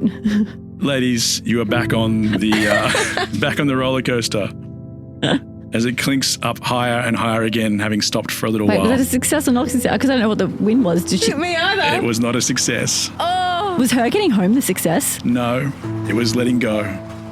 Oh, fuck me. Just like never. The ride now nears the final station, where the others have likely disembarked. The coaster locks into place, but before the bar rises, you drift into nothingness. Harps play. Somehow they sound good, even though it's not really your sort of thing. You think about the type of music that used to be your sort of thing, and suddenly that plays instead. You feel hungry, but not in a way that causes discomfort, rather excitement, because your next meal is going to be epic. And exactly what you've been waiting for, what you've been hankering for. You look down and you look great today. Everything is where it was always supposed to be. Yes, everything. The white fluffiness around you swirls aside, and you see two giant feet leading up to a man strangely sitting in a golden throne. None of this makes sense, of course. Your mind fills with questions. Why a man? Could have picked anything in the metaverse to look like. Chose a man. You invented everything here. Why do you need a seat? As you reach the top of the giant's body, looking up that is, not climbing, you think, why does he need to be so big? Is this some kind of power play to look down upon us all? Another strange choice for someone who invented everything. And then you see it is the Crugian. He says, my children, did you learn enough yet? Or are you ready to go back? Oh, fucking goosebumps. I've learned. You can see the Cruzian building a ride like this to try and teach his kids to be better kids. Yeah, and I got goosebumps good. because these were for the kids, Yeah. not for us. We just got caught on it, but the kids needed it. And so he's taken them through a life Yeah. where choices mattered. Corey! That was a good one, wasn't it? Fucking mint. But I don't want to go back in there. Rue gets off the ride. Oh, phew. Thistle. I'm just going to walk up to Cruzian and be like, thank you. We needed that. Did the Give him a little kiss on the forehead. Are you getting off? Yeah, I'm off. I've got to say thanks. That's a success. You both gather inspiration. I think you still have some, so you want to mark down that you've now got I've still got more some. inspiration. When you get off the ride, you can see the mascot sitting at the viewing point looking out over everything, this theme park. And you can see Tupelo sitting next to her. The mascot's head is in Tupelo's hands. No. And they are chatting away together about the things they've learnt from life. Oh, because they went on the roller ride coaster. too. Tupelo says, thanks for that. Oh my God, I'm getting teary. He's holding the pelican head. Pelican? Yep, pelican. Yeah. Pelican head.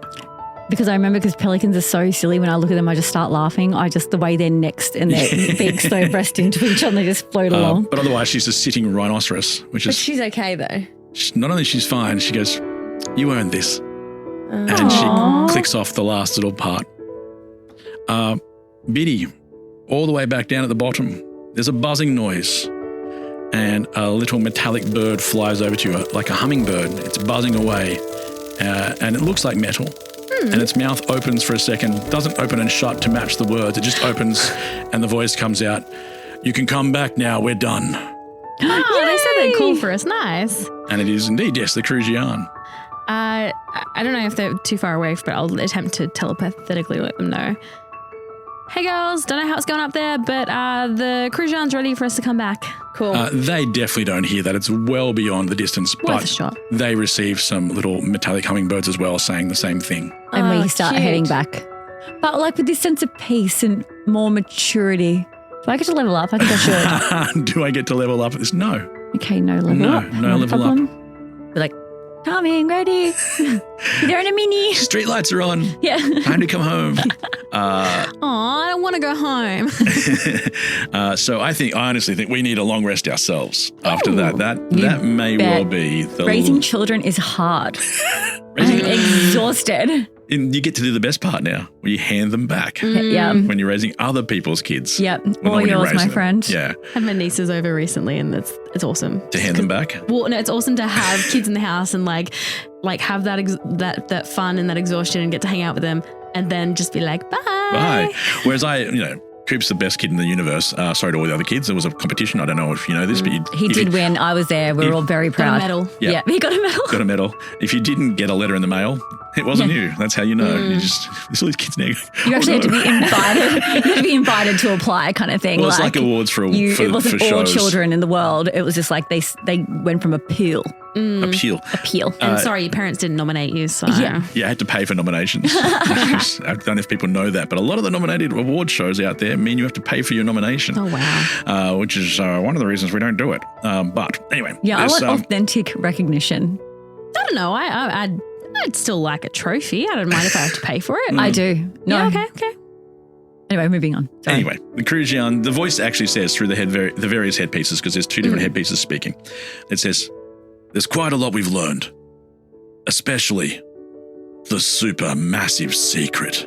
And that's where we end this episode. That's where we end this episode. I just love it. It's like even as a character, like that's not what he would say. But That's I a little love meta. that. That's where you went. Yeah, it's a little meta. But anyway, here's the music. Don't worry about them. I'm sure they'll be fine. It's just a sudden ending. It happens all the time. So maybe there's danger or just a clever line. But don't worry about them. I'm sure they'll be fine. Right? Ryan Reynolds here from Mint Mobile with a message for everyone paying big wireless way too much. Please, for the love of everything good in this world, stop. With Mint, you can get premium wireless for just $15 a month. Of course, if you enjoy overpaying, no judgments, but that's weird. Okay, one judgment. Anyway, give it a try at mintmobile.com/switch. Upfront payment of $45 for 3-month plan, equivalent to $15 per month required. Intro rate first 3 months only, then full price plan options available. Taxes and fees extra. See full terms at mintmobile.com. Did you know if your windows are bare, indoor temperatures can go up 20 degrees? Turn the temperature down with Blinds.com and get up to 50% off custom window treatments like solar roller shades and more during the Memorial Day mega sale. Whether you want to DIY it or have a pro handle everything, we've got you. Free samples, real design experts, and zero pressure. Just help when you need it. Shop up to 50% off site-wide and huge savings on doorbusters right now during the Memorial Day mega sale at Blinds.com. Rules and restrictions apply.